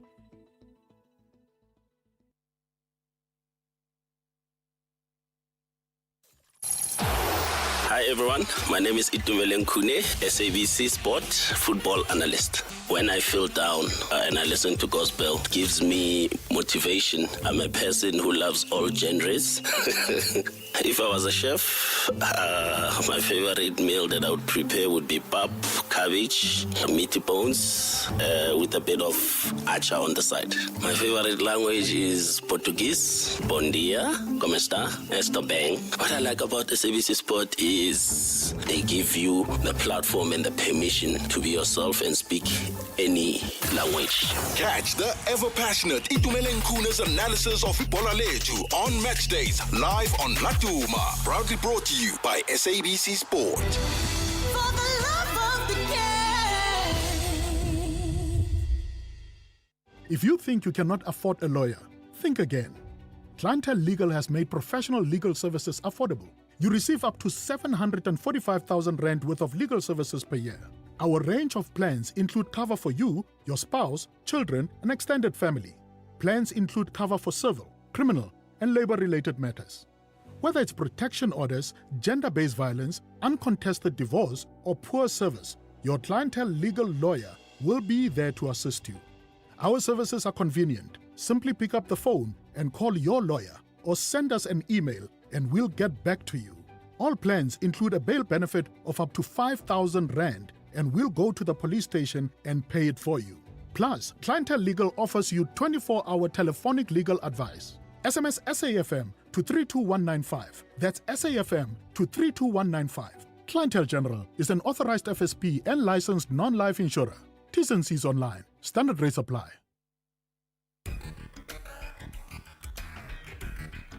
The Talking Point on SAFM. Weekdays, 9 a.m. till midday.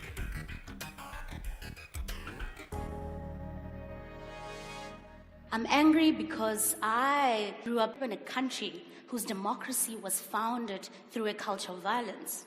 And unfortunately for us, we never outgrew that culture of violence. We've seen it play out in many different ways in this country. We've seen the violent protests that take place. We've seen the crazy levels of inequality. Inequality is violence as well. But also, we've seen the levels of gender and sexuality-based violence that happens. And one thing I thought was quite interesting was that we've seen these kind of like interesting movements that have been happening as a result of angry young women like myself who want to use their anger as a tool for political resistance. For the longest time, our anger as women has always been reduced to just rantings of emotional, irrational women.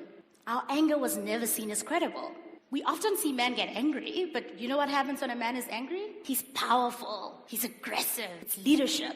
But when a woman is angry, it's emotional, it's irrational, it's just rantings. There's no credibility to a woman's anger. But there's hope yet. Because we've seen a lot of movements that are being driven by young women who are tired of having their humanity second-guessed. So they're using their anger as a positive channel, as a protest platform for new kinds of conversations, for new kinds of narratives that are actually changing the world. They're saying to the world, anger is an active emotion. They're not just angry just for the sake of it. They have every reason to be angry. They're saying anger requires action. It demands action from them. So they're using their anger to activate in the world in all kinds of ways. And that is the voice of Riboni Masemola, who is a writer specializing in the poetic form. With that, welcome to Thursday's edition of The Talking Point. I'm Khomozo KG Mweketsi. It's the 16th of October. I'm in for Kathy Mushlahlana. This is SFM. We're leading the conversations that move us. Join in whenever you want on 086 000 2032. That's 086 000 2032. The SMS line 41391. 41391 at around 50 to you on WhatsApp 061-410-4107. Get us on X. We are at SFM Radio, and please hashtag SFM Talking Point whenever you want to talk to us.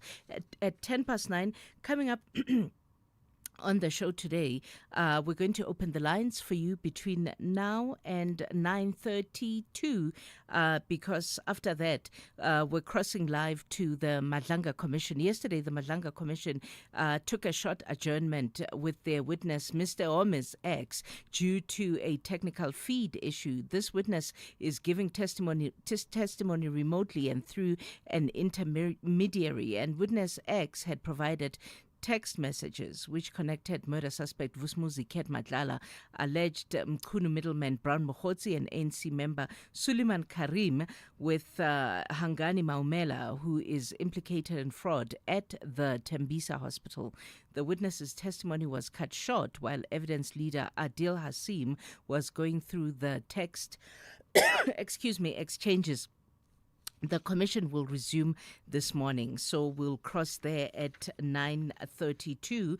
And then it's a busy day because at 11... Zelma, can I have a sip of water, please? Thank you. I'm trying to have a sip of water. Thanks, Zelma.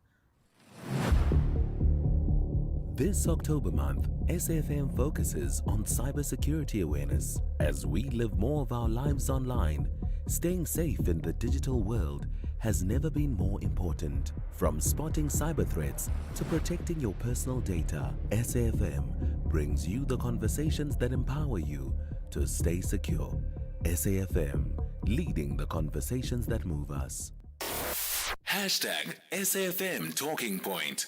Sbong Zelma there. At 11, we're going to the South African Police Service Ad Hoc Committee, the ad hoc committee that is investigating allegations that were made by the South African Police Service's KwaZulu-Natal provincial head into police misconduct and corruption, which, of course, as you know, is currently underway with its hearings. The evidence leader, Advocate Norman Arendse, led the SAPS operational witnesses, and this includes testimony of Lieutenant General Nhlanhla Mkhwanazi, suspended Deputy National Police Commissioner, Lieutenant General Shadrack Sibia, and SAPS National Commissioner Fani Masemola. And these witnesses answered questions raised by members of Parliament. This morning is a big morning because the SAPS Ad Hoc Committee will reconvene, where suspended Police Minister Senzo Mkhunu will give testimony and clarify the disbandment of the Political Killings Task Team and the obstructing police work related to organized crime. Please note that the members of Parliament will ask questions to the suspended minister this morning, and we will cross then live at 11 o'clock. So that's basically what is happening on the show. But in the meantime, it would be nice to hear, the perspectives that you've formed about both the testimonies at the ad hoc committee and the testimony of Mr. or Miss X at the Madlanga Commission, or anything really that's on your mind. 086 000 2032, 086 000 2032, on WhatsApp 061 410 4107. We'll be back with your calls. It's 9:13. SAFM's award-winning drama department presents to you the radio drama series Skyline. Press to cockpit medical emergency now. Cabin crew to your stations. Where the skies promise adventure, but behind the cabin doors, untold secrets are found. He's signing off on cheap parts they installed like it's nothing. Catch the radio drama series every Saturday at 9 p.m. on SAFM, leading the conversations that move us. Call us on 086 000 2032. 14 minutes past 9. We start with you, Sekhatli Komangweng. You are not happy with Gayton McKenzie on the 3-point Bafana issue. Hi, Sekhatli. Morning. How are you, KJ? I'm good, Sekhatli. Thank you very much for taking my call. And we want also to wish the matriculants to write the matriculate coming from next week. Mm-hmm. Good luck to the class of 2025, for sure. Actually, I want to say that. And also congratulations to Bafana fans. But KG, I'm so angry when I heard Gaten McKenzie was trying to warn or to send a strong message to the technical team and whoever is accountable for that 3 points that was taken away from us. We nearly didn't make it, but thank you very much for the guys that has done it. We're happy as a country. But then Jordan comes and say that chapter is closed. And when he says closed, we are going to World Cup, we're going to Africa Cup of Nations in Morocco, so we must just close that chapter. No, it's not for the first time this happened. We once, I can't remember very well, celebrated for 0. We celebrated thinking that we won. Then we forgot that if this club didn't do what, then we end up not even making it to the other African Cup of Nations. I can't remember exactly which year was that. So those people, they must account, because this is negligence. So you can't just play a player which you know that actually they were sleeping, all of them.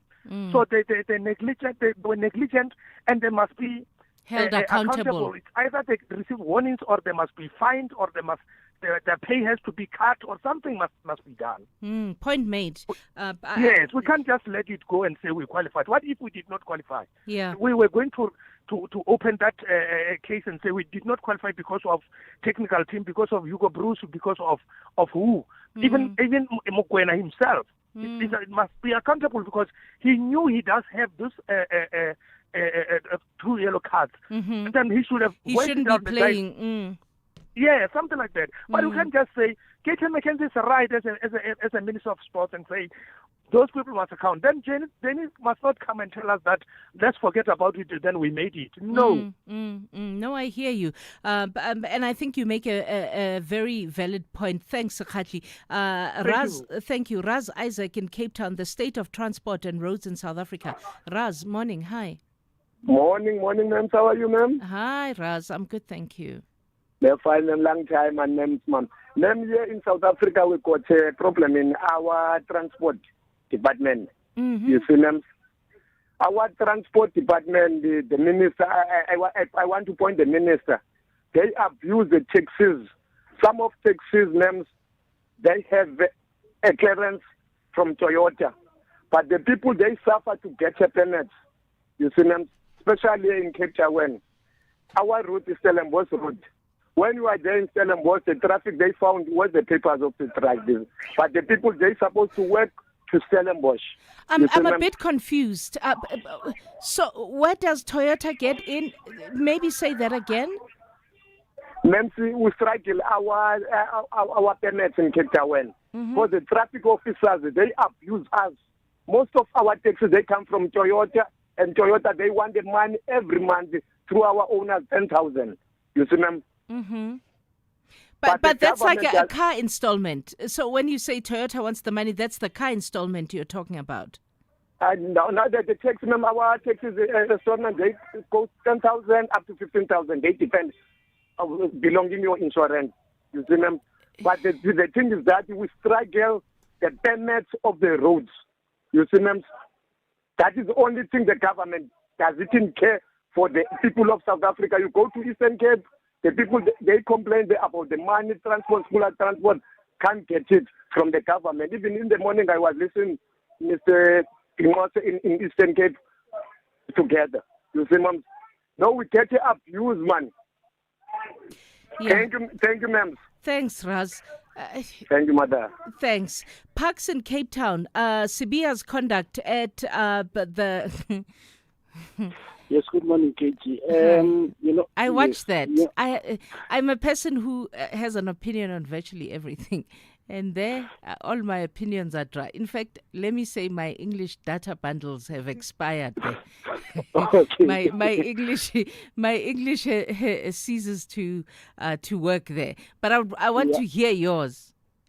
You know, KG, first and foremost, for me, it's very sad that we are an audience that is watching what is going on in that commission, and then for the whole of the South African National Police Service, especially the people who are at executive levels of that department or that body, to conduct and behave the way they are, including someone like Shadrack Sibiya. I mean, I was listening to him being cautioned many times by one of the committee members that, listen, can you refrain from veering off a direct question and just answer a direct question? And at times, he would... I thought he found it very difficult to answer questions directly.